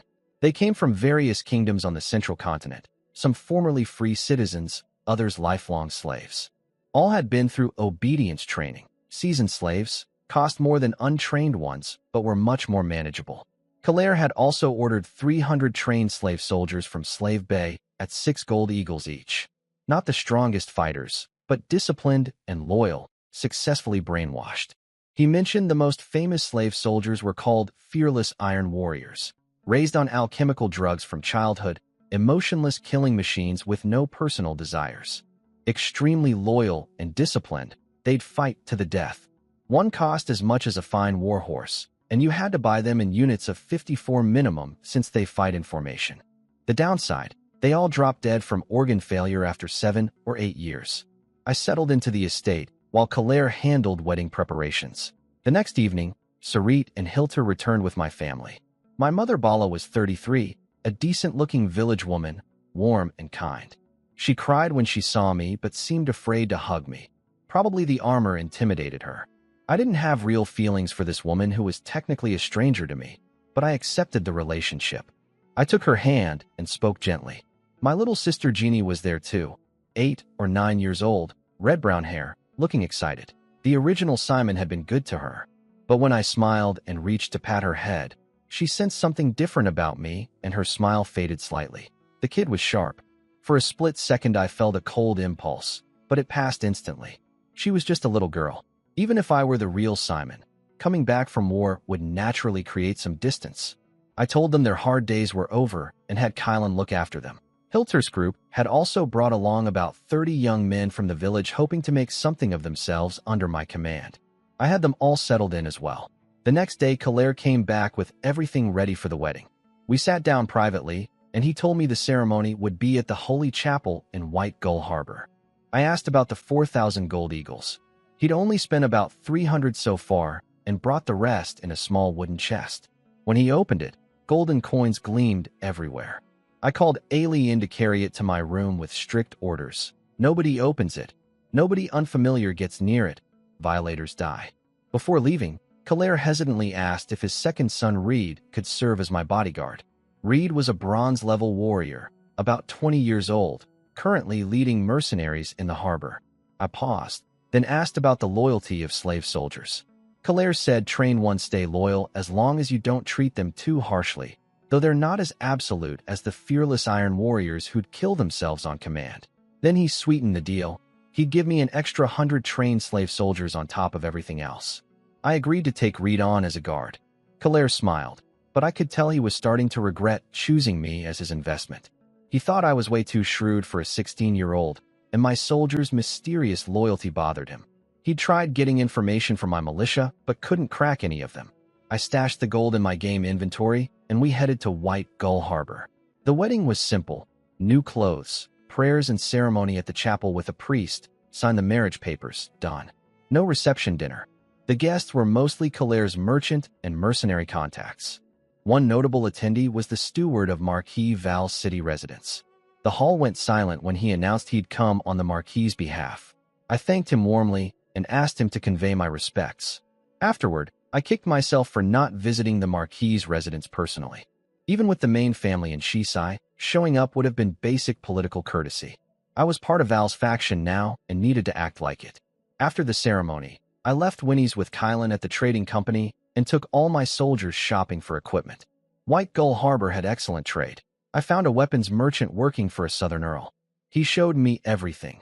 Full knight plate armor with chain and padded lining, completely impenetrable to non-enchanted weapons, 120 gold eagles per set. Plate chain armor with iron brigandine was 60 gold eagles. Lighter options with studded iron chest plates and chain mail came cheaper. I planned carefully. Archers didn't need heavy armor. Studded leather plus a full-body single-layer chainmail would protect them without hurting their stamina for drawing bows. Archers are hard to train and valuable, so they deserve decent protection. I upgraded all my militia wearing leather armor to iron brigandine chest plates with full double-layer chainmail, plus matching iron helmets. Weapons came in 3 setups: sword and shield, spear and shield, or two-handed spear. The heavy infantry and cavalry already had good gear, so they just needed spare weapons. Light cavalry got iron brigandine with single-layer chainmail. For Alien Sarit, I planned bigger upgrades. Sarit would get plate chain armor since he focused on training and commanding. Ailey would get full knight plate armor. He was my frontline fighter. I ordered a set for myself too. 2 complete knight armor sets with horse armor came to 360 gold eagles. The total bill for everyone's equipment plus bows and arrows hit over 1,300 gold eagles. I hesitated, but weaponry is survival. Matt haggled the price down a bit, and I paid. The merchant threw in 500 iron-tipped arrows and 60 armor-piercing arrows as a bonus. After half a day, everyone was re-equipped. The whole force looked completely transformed, a proper elite unit. Ailey and I kept wearing our lighter brigandine for daily use though. Knight plate is twice as heavy and too cumbersome for walking around. On our way to the Windroom Trading Company, a huge man blocked our path and dropped to one knee. He was Keelong, captain of the Iron Bear mercenary band, and he wanted to swear loyalty to me. He was enormous, towered over everyone, carrying a two-handed sword and warhammer. He laid out his pitch clearly. He wanted to become nobility. His band had tensions with Kalair's war spear mercenaries, and he offered me a golden deer statue as tribute. He was basically saying he could serve as a counterweight to Kalair. Smart move. I told him I'd evaluate him first. He had 93 battle-tested warriors. I said I'd call on him when we departed. Then I quietly sent Mad to investigate the Iron Bear Band's reputation around town. At the Windroom Trading Company, Winnie's ran out to meet me. The place took up an entire street, over a dozen shops. Kalair was genuinely capable, though ambition like his always needs watching. I told Winnie's to use the trading company's network to bulk purchase oxen, draft horses, and grain, mainly rye and barley, plus some wheat for us. She said Kalair was already on it. We settled into the company headquarters, a large compound with plenty of rooms. I gave Winnie's 500 gold eagles from my inventory for purchasing supplies while I might be away. In our room, she helped me out of my armor. I lay down on the bed and she curled up against me. But instead of anything romantic, I quietly spent the next half hour upgrading all my soldiers' stats. Unlike my own upgrades that hit hard and fast, they seemed to take effect gradually without obvious discomfort. When I finished, my troops averaged around level 6. Light infantry all got iron bones to 5, high warrior level. Archers got iron bones to 4 with some points in running. Heavy infantry reached iron bones 8, bronze warrior strength. Heavy cavalry sat around 7 with extra riding skill. I saved Ailey and Sarit's new points for later, planning to develop them as knights. After finishing all that serious business, I turned my attention to the beautiful woman in my arms. Soon enough, soft sounds drifted from the room. After a few days at the Windroom Trading Company, slave ships finally arrived at the harbor. 57 ships carrying over 30,000 slaves from Slave Bay, flying their octopus flag banner. I grabbed 100 soldiers and rushed to the docks. Kalair was already there with 70 or 80 of his men. Dozens of noble buyers and their representatives showed up quickly. Kalair had priority since he'd placed orders last year. His contact was a curly-haired man named Kamo with yellowish skin. Clearly a different race from the kingdom's people, though still human. Kamo greeted Kalair warmly and confirmed his 500 servant soldiers and 300 trained soldiers were ready. I jumped into the conversation and placed my own order: 200 upper-grade serfs, 500 mid-grade serfs, and 500 fertile female slaves. Kalair introduced me as his son-in-law, Baron of Valor Territory. Kamo immediately became respectful. Prices had gone up from previous years. Upper serfs at 10 silver deer, mid-grade serfs and fertile women at 6 silver deer each. Kalair grumbled, but I accepted. The Shisai land rush had driven demand through the roof. Then I asked about skilled slaves. Kamo's eyes lit up. This year's stock was 10 times larger than normal because a massive war on the central continent had destroyed many cities, flooding the slave market with craftsmen. The prices were steep. A top-tier blacksmith cost 100 gold eagles. Master carpenters cost 36. Upper stonemasons 24. But these people would be invaluable for building my territory. I placed a huge order: 1 upper blacksmith, 3 mid-level blacksmiths, 20 blacksmith apprentices, 2 upper stonemasons, 10 mid-level, 100 entry-level, 1 master carpenter, 2 upper, 5 mid, 50 entry-level, smelting specialists, pharmacists, mining experts, brewers, weavers. I rattled off a long list covering every trade I could think of. Most I only bought 1 or 2 of, just to plant the seed of each craft in my territory. Kalair's frown deepened as I kept going. Kamo laughed and said I was nearly buying him out. The total came to 1,550 gold eagles. I had Mad bring over a chest containing 2,100 gold eagles, the extra for additional purchases. Kamo's eyes went greedy. He tried selling me premium pleasure slaves, beautiful sterilized women trained in 36 techniques. I told him I'd look, but wanted to complete the main delivery first. The slaves were brought off the ships and lined up on open ground. First came the soldiers, my 200 trained troops, plus Kalair's share. A formal transfer ceremony was held where Kamo handed me a black staff and declared me their sole master. The trained soldiers looked decent: average build, neat formation, leather armor, carrying spears. The servant soldiers were thinner and weaker, barely better than farmers who'd put down their hoes. They wore cloth armor with cheaper spears. They could probably handle unarmed serfs, but would struggle to take an actual village. I spent over 3 hours personally inspecting every slave before handing over the gold. Then Kamo lined up his pleasure slaves for me to browse. They were stunning. Every single one was gorgeous, curvy, seductive, with a mix of innocence and allure. The top-tier ones were as beautiful as Winnie's, some even more so. Prices matched the quality: 128 gold eagles for upper grade, 64 for mid, 24 for entry level, and 6 for regular servant girls. I swallowed hard. These women were breathtaking, and my body reacted immediately. My soldiers were staring with their mouths open, but I forced myself to look away.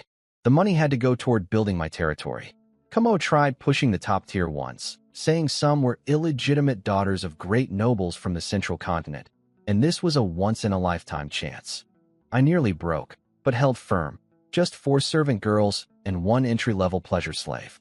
That cost me 48 gold eagles total. The entry-level girl was still beautiful by normal standards. Pale, smooth skin, lovely figure. I named her Chunlan.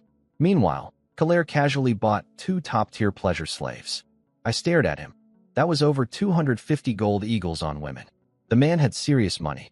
After the deals were done, I organized registration at the local government office. Every slave had identifying marks, men branded on the face, women tattooed in pink on the back shoulder. The office just tracked where slaves went. By evening, nearly 3,000 slaves were crammed into the Windroom Company's back courtyard, sitting shoulder to shoulder. Women were separated, skilled slaves and soldiers got tents. Kylan and Winnie's had prepared 10 huge pots of rye porridge with butter and slaughtered a dozen sheep. Soldiers and skilled slaves got porridge plus a small piece of meat. Regular serfs got just porridge. The whole feeding went smoothly. The slaves were incredibly obedient, eating silently without any pushing or fighting. Slave-based training was impressive. As I was watching from a window, Chunlan came to tell me my bath was ready. She and the servant girls started removing my armor, struggling with the heavier pieces. Then Kalair showed up. He presented me with 6 more pleasure slaves, including the 2 top-tier ones he'd just bought, plus 4 entry-level ones. A gift, he said. I knew immediately what he was doing. He wanted to distract me with beautiful women, cloud my judgment. The smart move was to refuse. But looking at those 2 incredible women, I couldn't help myself. I accepted. After Kalair left with a satisfied smile, the 6 women greeted me in voices like singing nightingales. My mind went soft for a moment. Then I snapped back. I spent my latest upgrade point on resistance. A cool wave washed through my brain and body.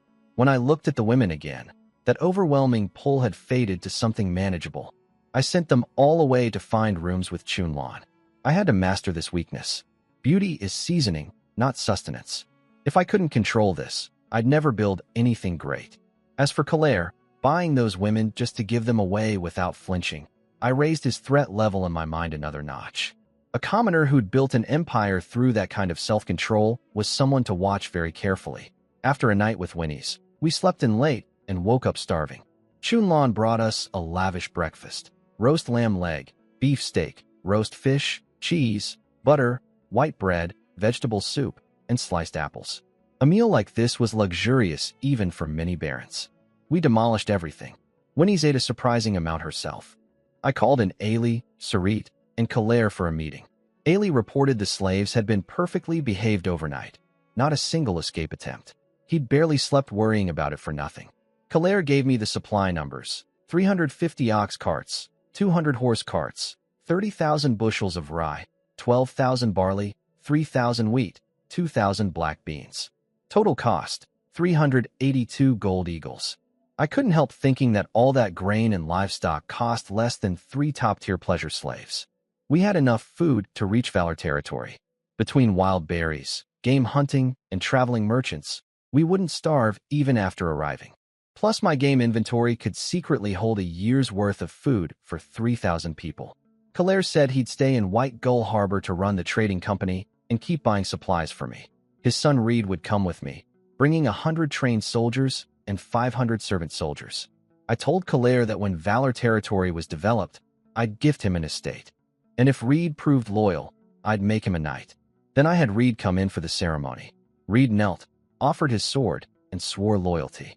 I drew my blade and named him an honorary knight. When he appeared in my troop roster, his loyalty was only 81. Not great. I caught a flash of disappointment in Kalair's eyes. He'd wanted Reed to get a landed knight title, not just an honorary one. I could practically hear him regretting his investment in me. But I wasn't giving away land to someone with 81 loyalty. The 200 trained soldiers from Kamo had also appeared in my roster after the transfer ceremony. Every single one at full loyalty. Whatever Slave Bay did to these people was terrifyingly effective. My total military force was now over 300. I spent the rest of the day checking on the slaves, then retreated to read. Winnie's had bought 3 noble-only books, A History of the Eagle Kingdom, A Guide to Heraldic Crests, and the travel journal of a famous southern duke. I started with the travel journal to quickly learn about the kingdom's different regions. Winnie's curled up against me, and we read together. Later, a maid knocked. The city tailor had delivered our finished family crest and banners. Things were coming together. Tomorrow at sunrise, we'd head for Valor territory. The maid brought in the finished family crest and banner. Winnie's unfolded the flag, sun and moon in red on a yellow background, clean and simple. The materials and craftsmanship were solid. She played with a crest pin, holding it against her chest, and then mine, beaming the whole time. I went back to reading. After a light afternoon snack of honey wheat cakes with cream, I suited up in armor and went to inspect the preparations. The back courtyard was packed wall to wall with people. Ailey and the others had organized everything well. Each of my personal soldiers supervised 10 trained slave troops, who in turn managed 100 serfs. 20 light infantry and 5 longbowmen guarded the valuable skilled slaves. Sarit led a mobile cavalry unit of about 15 light riders. I still had nearly 60 guards around me personally, plus Reed's 600 slave soldiers for numbers, and Keelong's Iron Bear mercenary band handling the rear. Matt had checked their reputation, decent and reliable, though their relationship with Kalaire's war spear band was cool. Around 3 in the afternoon, our column of 3,000 people marched out of White Gull Harbor toward the Wind Room estate. 6 people per row, the line stretched hundreds of meters. Quite a sight. We arrived at dusk. The estate's fields had been harvested and cleared.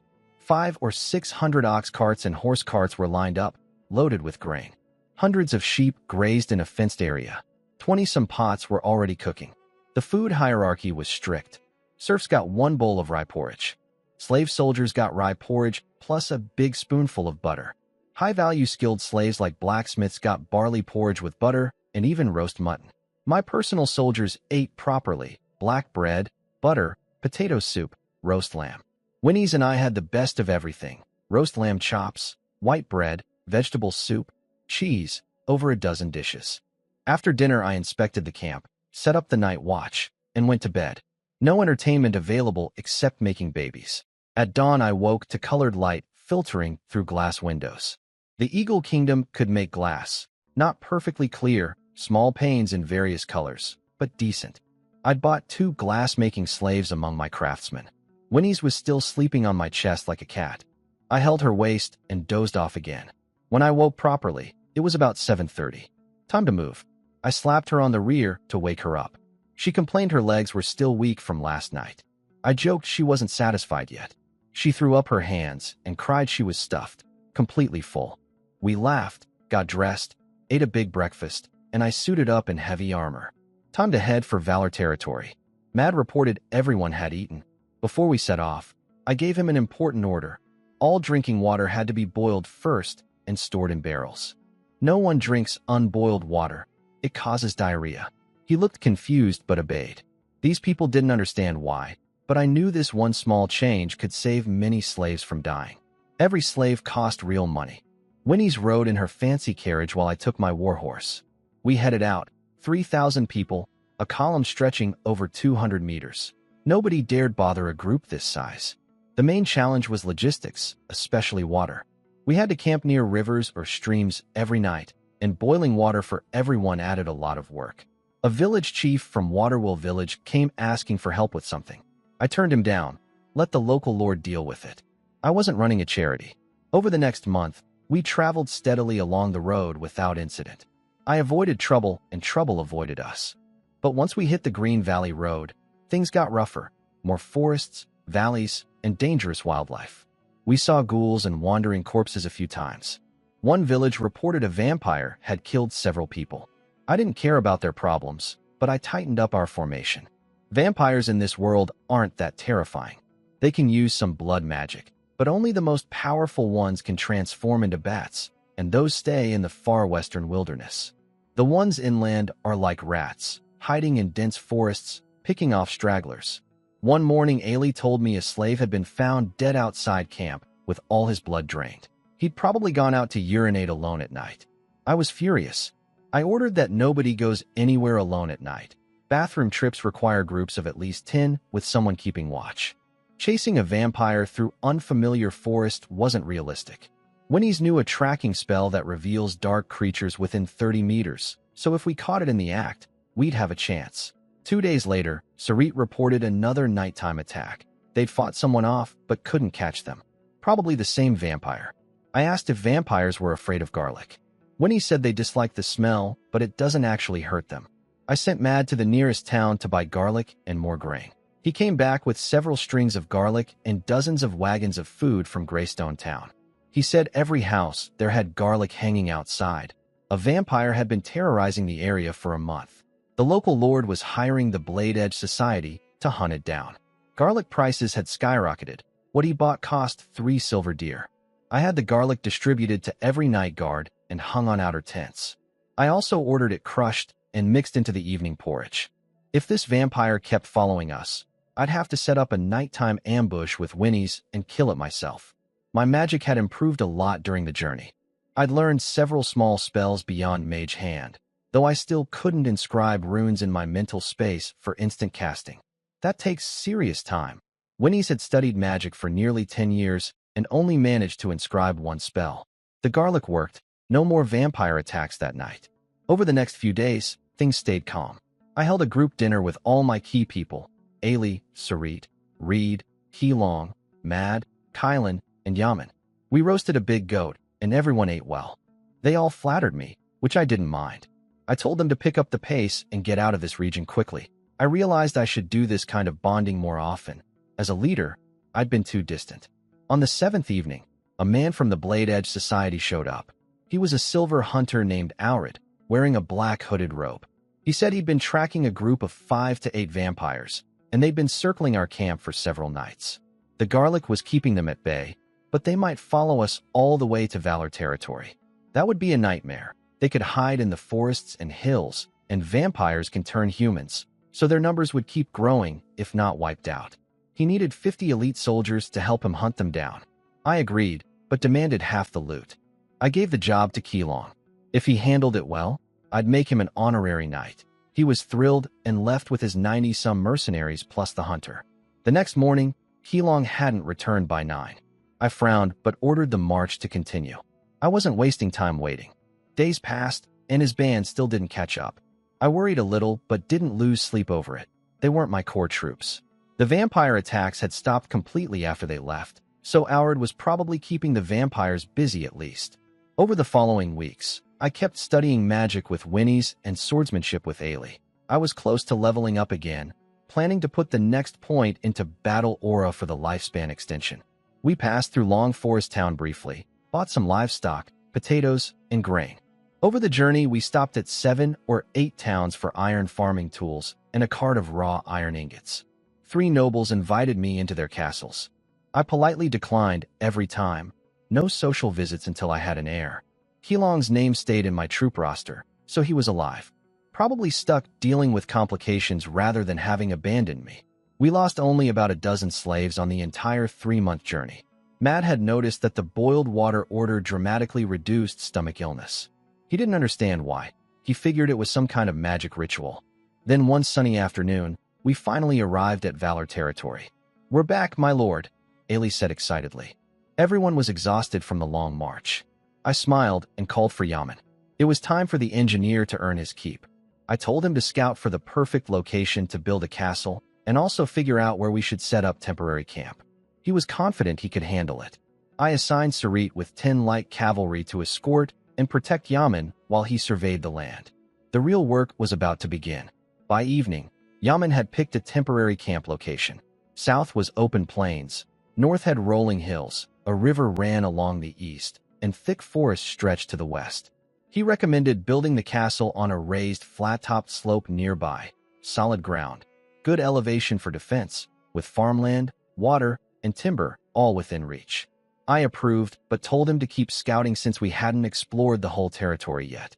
3,000 people started setting up tents around the hill. Watching them all bustling around, I felt satisfied.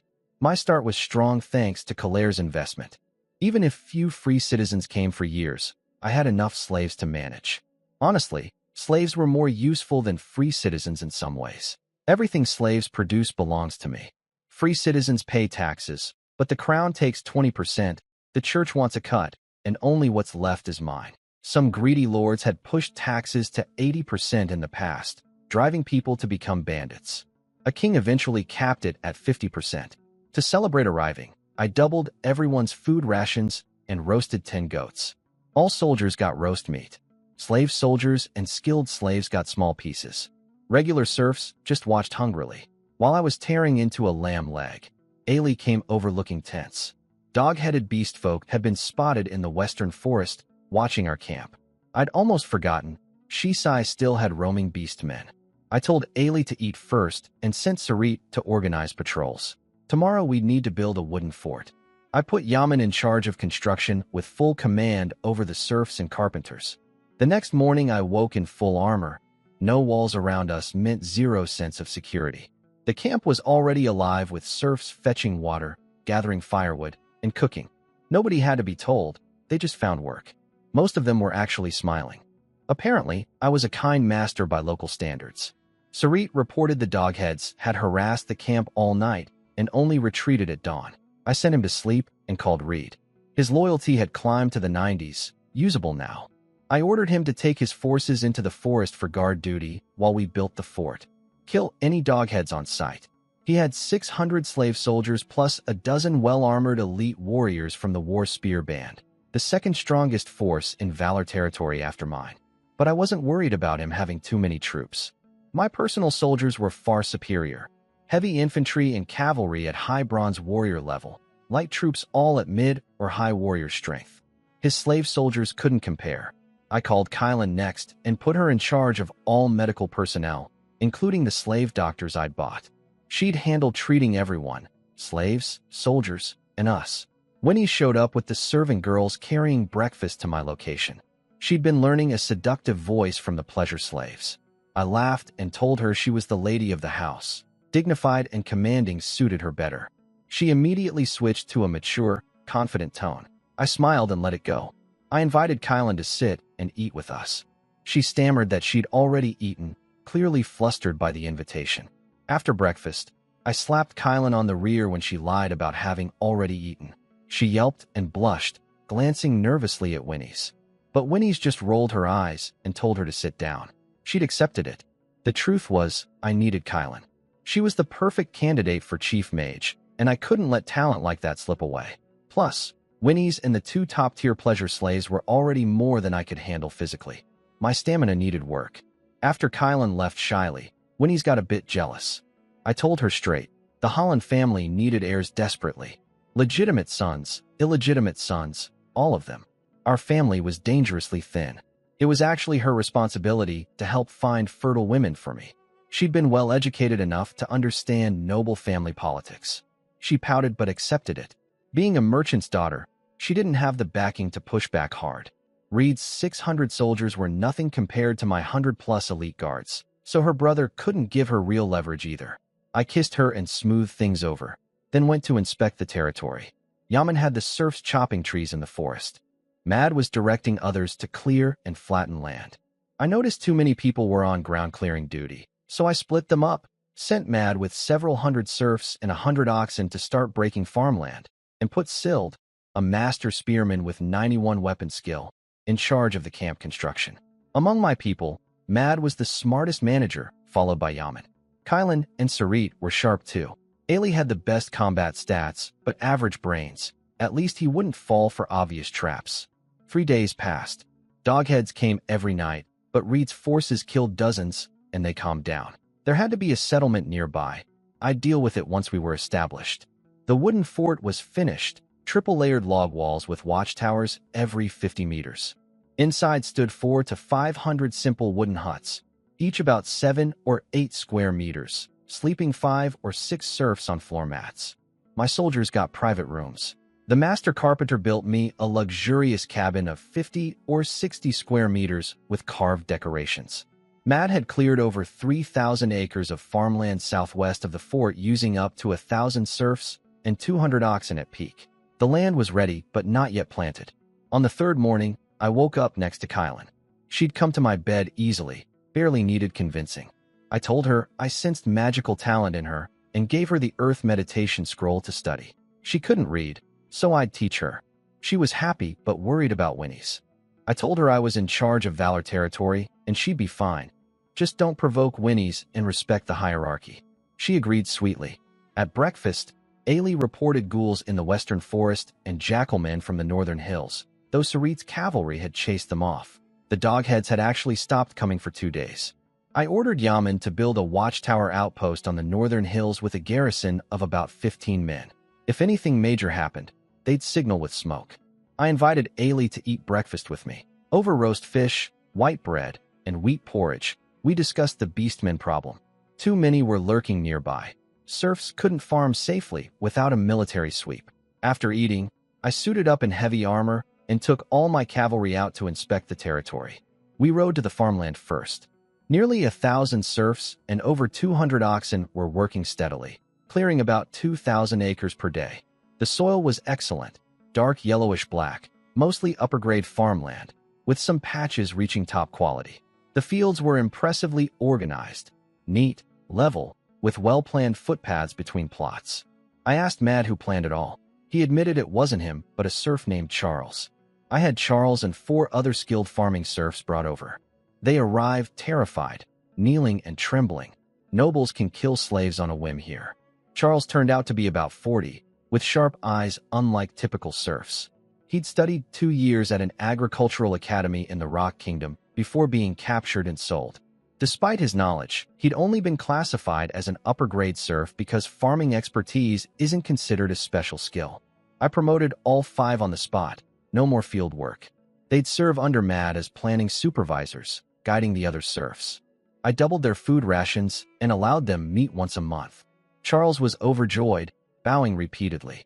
I told Mad to keep clearing land but start planting within 7 days or we'd miss the season and have no harvest next year. Then I took the cavalry north into the hills. The terrain was rough, thick brush and grass, impossible to gallop through. From a ridge at noon, we spotted over 100 dogheads to the northwest. I left them alone for now. We pushed north to the border of Valor territory. After 3 hours through natural valleys between hills, we reached another plain. According to my map, this was roughly the boundary. The territory just north was called Green Plains, but the border between us was vague. The map wasn't detailed enough to draw precise lines. In practice, whoever occupied disputed land first owned it. Strength determined borders. I rode north across the plain for half an hour without seeing a soul. The Green Plains lord apparently hadn't arrived yet. Studying the map, I formed a plan. The southern edge of Green Plains overlapped with our northern hills in an ambiguous zone. I could push Valor Territory's border north by 12 miles or so. We rode back along the river, much easier than the hills, and reached camp by dusk. I decided to station Reed in that disputed northern area. I'd grant him that land as his knight's territory. Since no boundary markers existed yet, the border was flexible. Whoever held the ground held the claim. I couldn't spare my own elite troops, but Reed had enough men to potentially hold the position. Over dinner, roast chicken, fish, white bread, cheese, and vegetable soup made from edible wild plants. I told Winnie's about the northern border situation. She agreed we should act fast before the Green Plains Baron had the same idea. I floated the plan to give Reed that borderland. But then I realized I still needed his 500 servant soldiers to guard our serfs and fields. Winnie's jumped in and offered to talk to her brother about handing over most of his slave troops. We settled on Reed, keeping 200 and giving us 300. That evening we had the pleasure slaves perform some music and dance for entertainment. Around 10, I sent them away and spent the night with Winnie's. She should be getting pregnant by now. We'd been at it plenty. The next morning, right on schedule, Reed showed up asking to see me.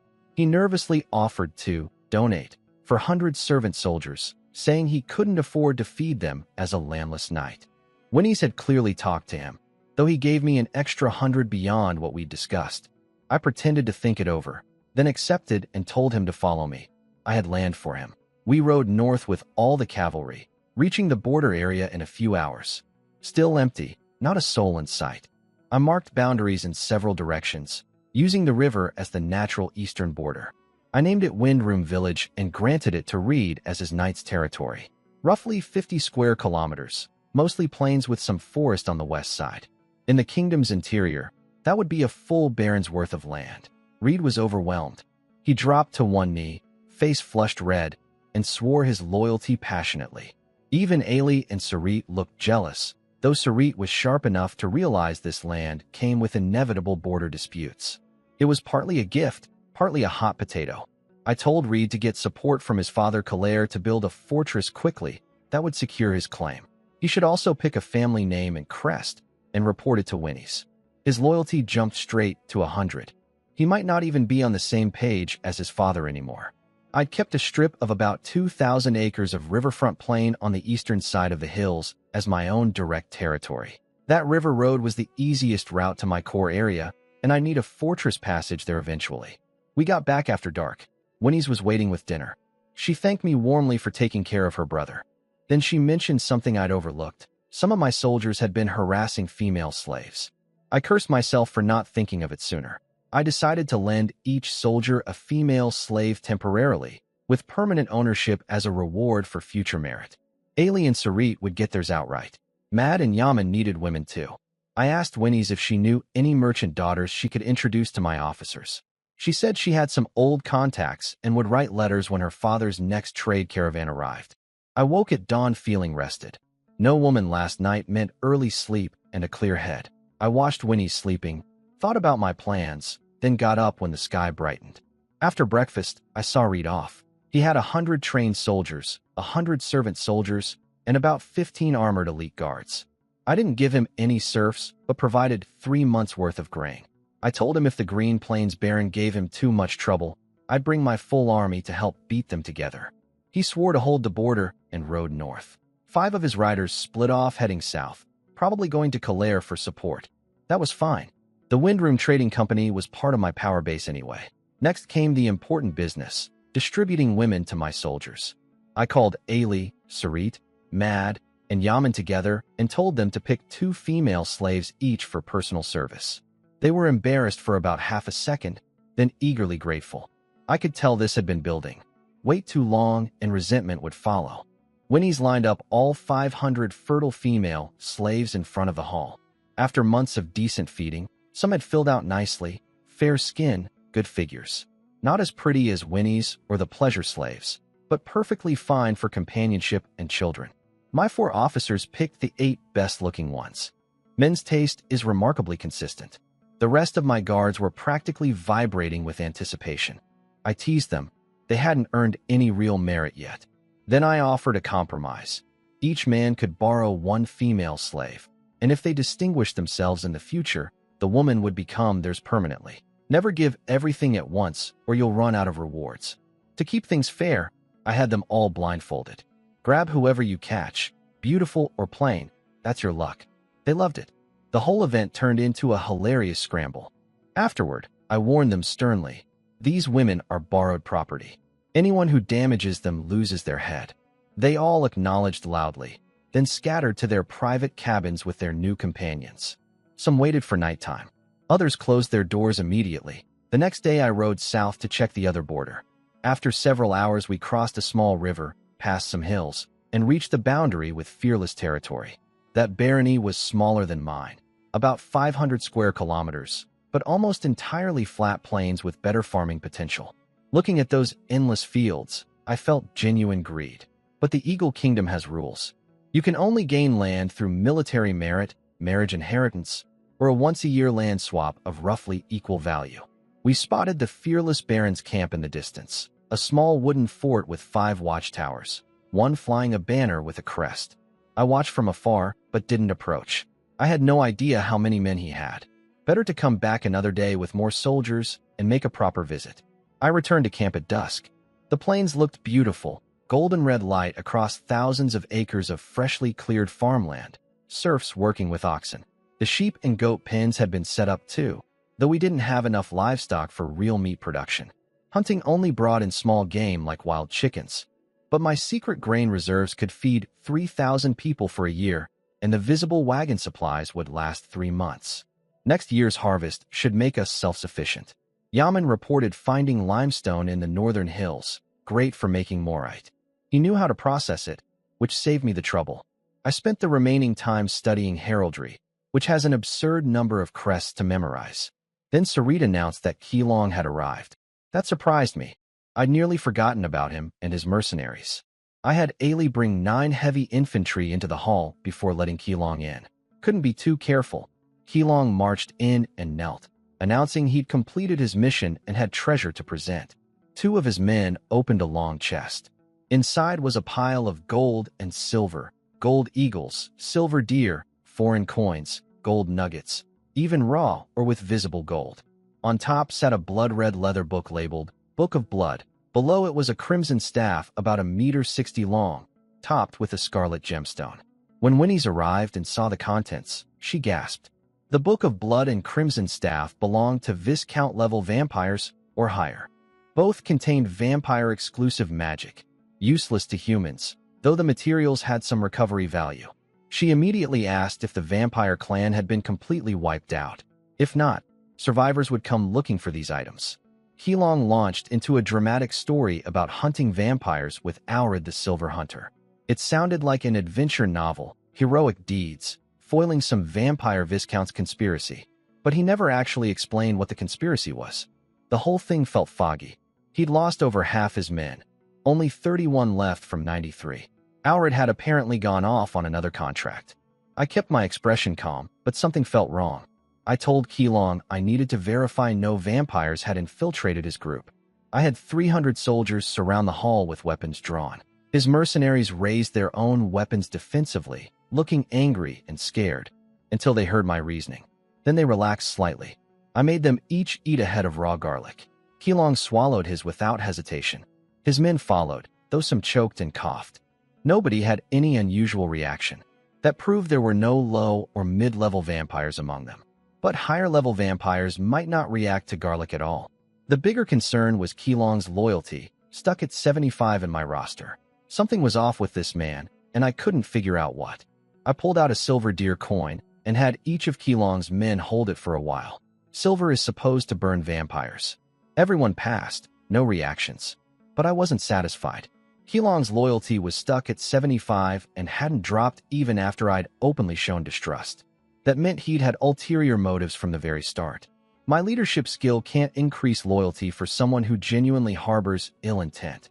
Winnie's offered to use a drop of holy demon-slaying water. 1 drop could break any dark creature's disguise. I told Keelong that if he passed this test, I'd make him a landed knight with his own territory. A generous enough offer that he'd have no reason to refuse. His face went red. He exploded, shouting about how he'd risked his life and lost half his men for my mission, demanding to know why I didn't trust him. Ailey roared at him to watch his mouth. Every weapon in the room came up. I stayed calm and said if he wasn't a vampire, the holy water couldn't hurt him. Just hold 1 drop and it's over. Then he gets his knighthood. He refused. He demanded to leave instead. So you have been turned into a vampire, I said plainly. Winnie's raised her staff and activated Guardian Aura, a golden circle of light covering about 6 meters around us. Then something unexpected happened. One of Keelong's own men, a tall swordsman, called out to him, saying the holy water was harmless and he should just take the test and become a noble. Other mercenaries agreed and started backing away from Keelong. Keelong snapped. His eyes turned blood red. He screamed that everyone else was the real vampire, then pointed at his deputy Toma and shouted that he was one too. Toma cursed, and the remaining mercenaries immediately distanced themselves from both of them. 2 vampires, trapped in the middle of my army. I asked who'd sent them to infiltrate my forces. The chest of treasure was probably meant to make Keelong's story believable. You can't claim to have raided a vampire lair without bringing back loot. Toma dropped to his knees and begged to confess in exchange for his life. But before he could speak, Keelong swung his great sword and cleanly beheaded him. Then Keelong's voice changed completely, deeper, colder. His face went white as bone, eyes glowing red. A more powerful vampire was controlling his body remotely. Winnie's recognized the technique. Only Viscount-level vampires or higher could do this. The voice demanded I return the Book of Blood and the Crimson Staff. In exchange, this vampire, Earl, would leave Valor territory alone and infiltrate somewhere else in Shisai. I wanted to just farm in peace. This was ridiculous. But I thought for half a second and gave my order. Kill him. Sarit fired an arrow dipped in holy water into Keelong's leg. Blue smoke erupted from the wound, and he screamed something inhuman. The mercenaries swarmed him, spears thrusting, swords hacking, warhammers crushing. Even a gold-level warrior can't fight off that many attackers. He was torn apart in seconds. The tall swordsman took his head. "What's your name?" I asked him. "Shelt, my lord," he said, kneeling. I had the remaining mercenaries tested with holy water one by one. All human. Only Keelong and Toma had been turned. Shelt explained what had happened during the vampire hunt. They'd tracked the creatures to a mountain cave. Only about 15 men went inside, including Keelong and Toma. Only those two and the silver hunter Alred came back out. Everyone who entered the cave died, except the two who'd been secretly converted. The whole thing had been a setup. The vampire Viscount let Keelong win, turned him, loaded him with treasure and artifacts, and sent him back to infiltrate my territory.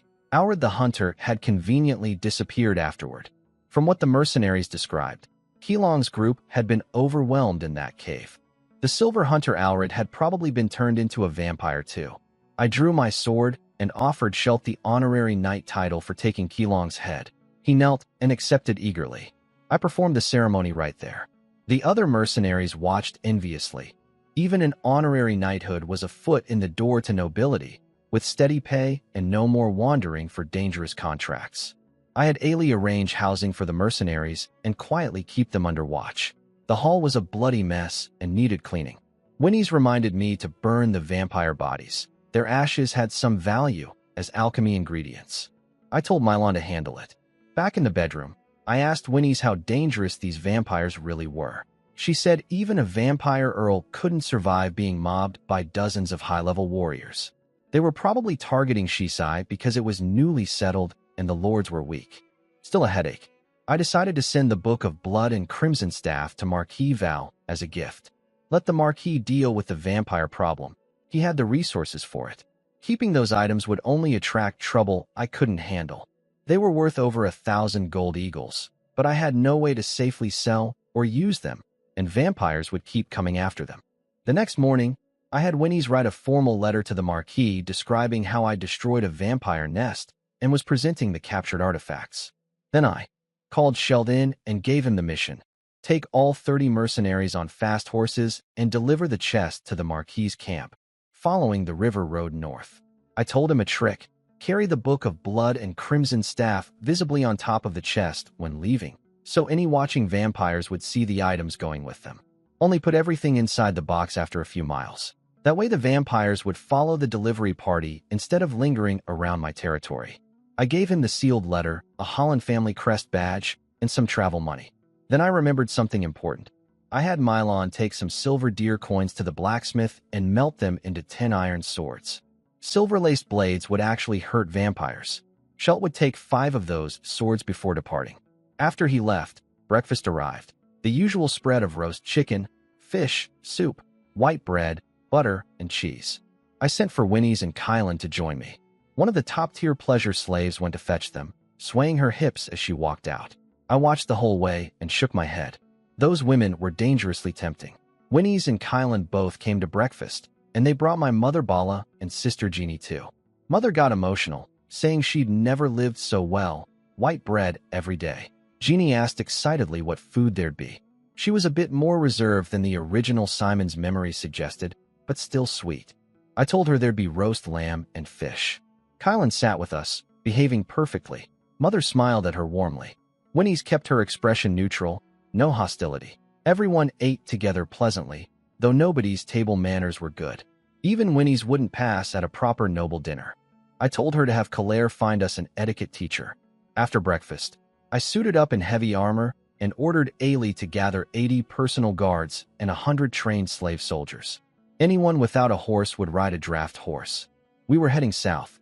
Within half an hour, 180 soldiers were assembled, probably the most impressive force among the nearby barons. Most newly appointed ones couldn't even scrape together 100 armored men. We rode south to the small river I'd scouted before. What I saw made my blood boil. Yesterday, this was empty wilderness. Now there was a small camp with a watchtower flying the fearless territory baron's flag. Looking at my map, this spot was completely inside Valor territory, not even close to the border. They'd grabbed nearly 100 square kilometers of my land. Even I hadn't pushed boundaries that far up north. I wanted to draw my sword right then, but held back for a moment. Ask them who they are, I said coldly. Ailey rode forward and shouted the question. A voice from inside claimed to be Knight Rick of Baron Hera's fearless territory and demanded we leave their land. That was it. I snapped. Kill them. I drew my sword and pointed forward. No negotiations. In this untamed frontier, border disputes are settled by force. This Rick was just a freshly appointed knight. Killing him wouldn't cause real problems. And if nobody survived to complain, there'd be no consequences at all. My soldiers charged with practiced coordination, infantry with shields forward, cavalry flanking, archers providing cover from behind. Far more professional than a village brawl.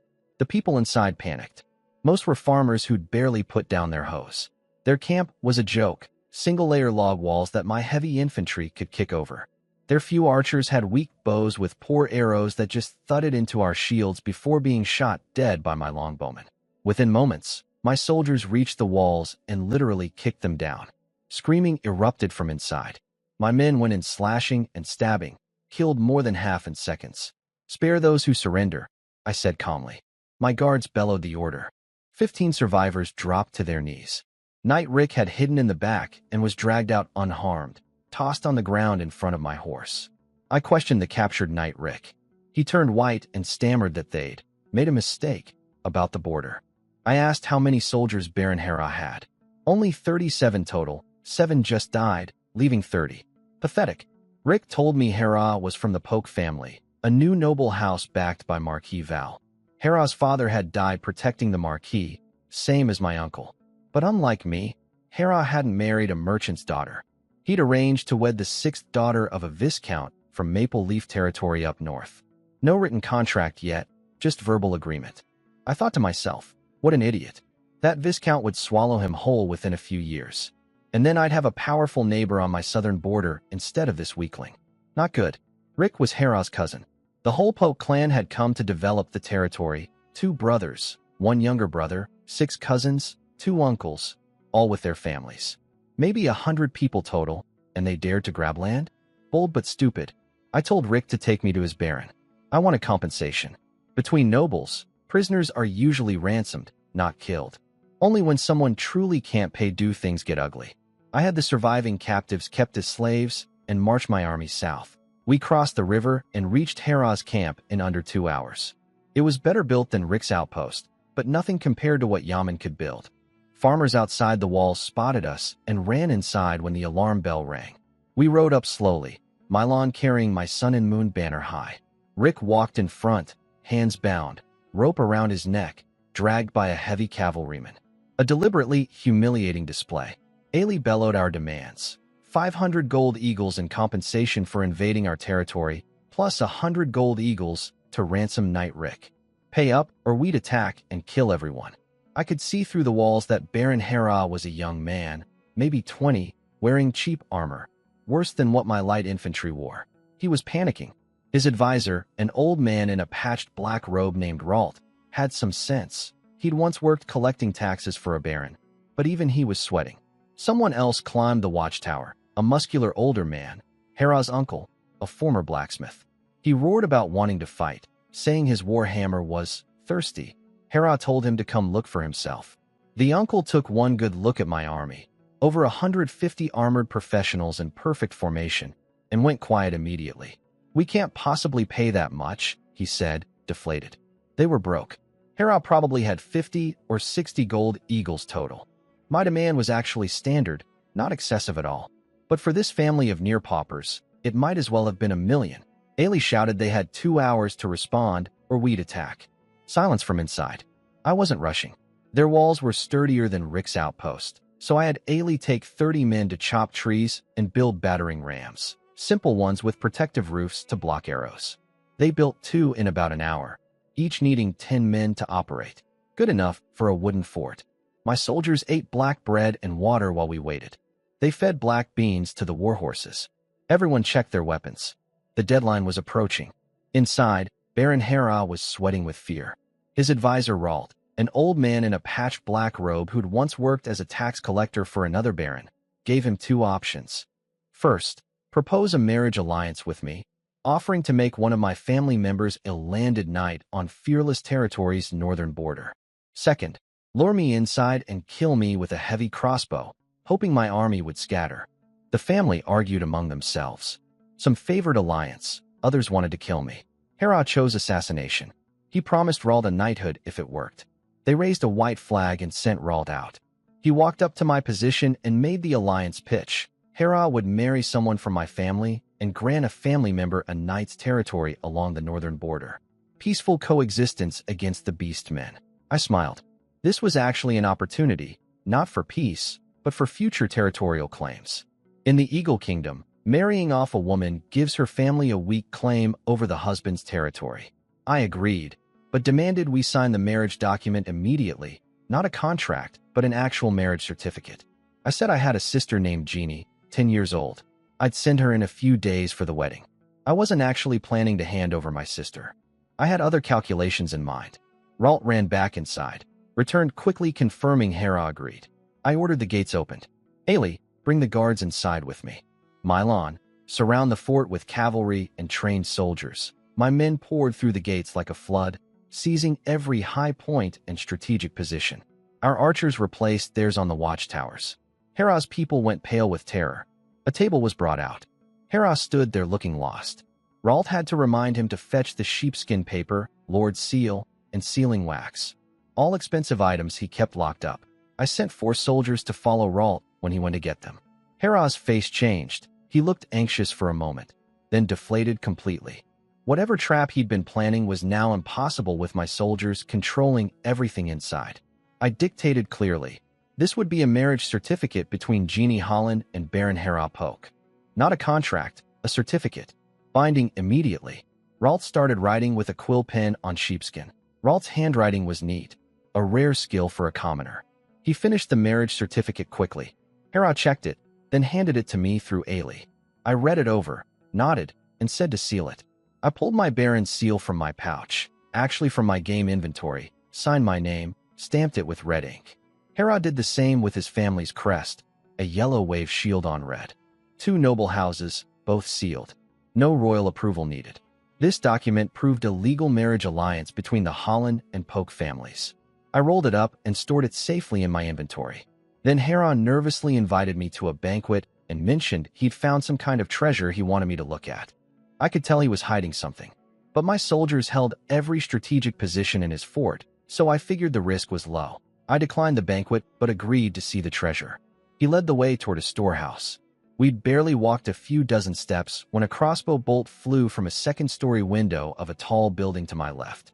"Watch out," Ailey shouted, diving in front of me. I hit the ground rolling without even looking. The bolt struck Ailey's shoulder plate, but his chainmail underneath stopped it from penetrating. "Kill them all. Spare nobody," I roared. I couldn't believe it. These people didn't even have armor-piercing bolts, and they tried to assassinate me? The crossbow turned out to be ancient and worn, barely half its proper power. That's why it couldn't punch through Ailey's armor. My soldiers became unleashed beasts. Ailey split a militiaman in half with his greatsword. The blacksmith uncle ran for his hammer, but took an arrow through the back that pierced his heart. He collapsed, blood foaming from his mouth. I sprinted out of the fort under guard. On my way out, I waved at the soldiers holding Rick. They understood immediately. A sword fell and Rick's head rolled across the ground. The slaughter lasted half an hour. The Polk family ceased to exist. Ailey dragged Ralt out alive, the only survivor. He was trembling so badly he couldn't stand, begging to serve me. I sent him with Ailey to verify every male Polk family member was dead. While waiting, I pulled out the marriage certificate. This document gave House Holland a weak claim over fearless territory. In the Eagle Kingdom's succession law, if a lord dies without sons, brothers, nephews, or acknowledged bastards, the wife's noble family can inherit. Having married my sister to Hera, even if Hera was now dead, gave me a legal foothold. It wouldn't be simple.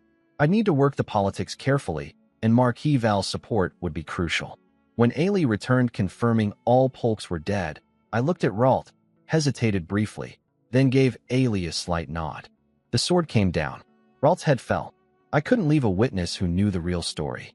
Sild brought me the Polk family's Baron seal and Lord's coronet. I pocketed them both into my inventory. I gave clear orders: burn all bodies. Kill the prisoners captured at Rick's outpost too, no loose ends.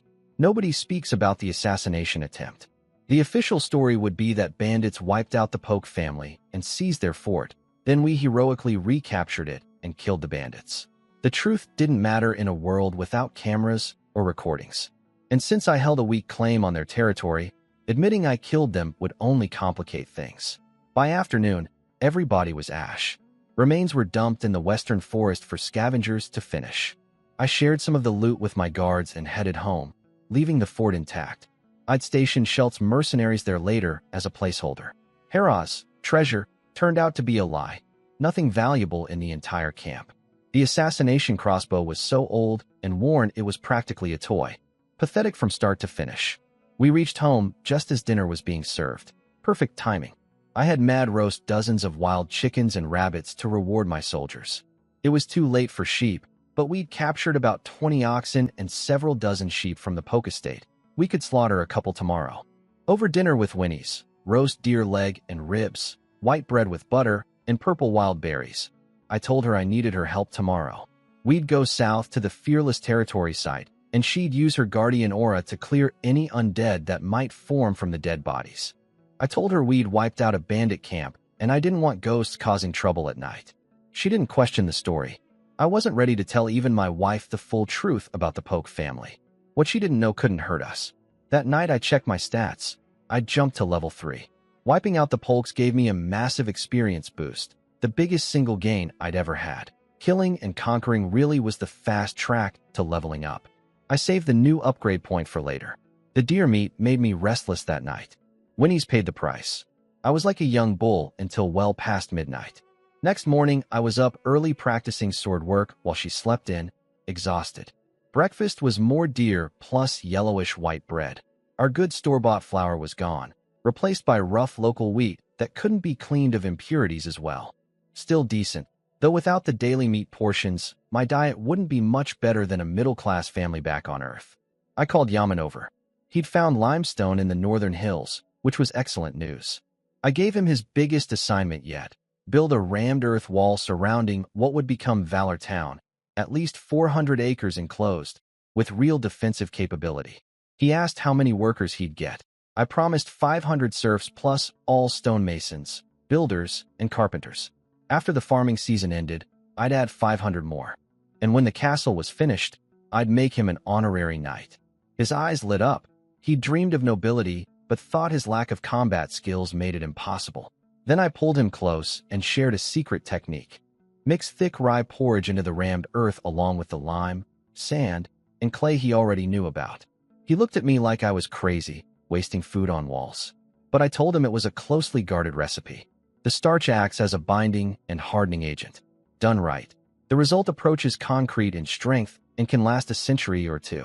Ideally, I'd use glutinous rice, but this world doesn't have it.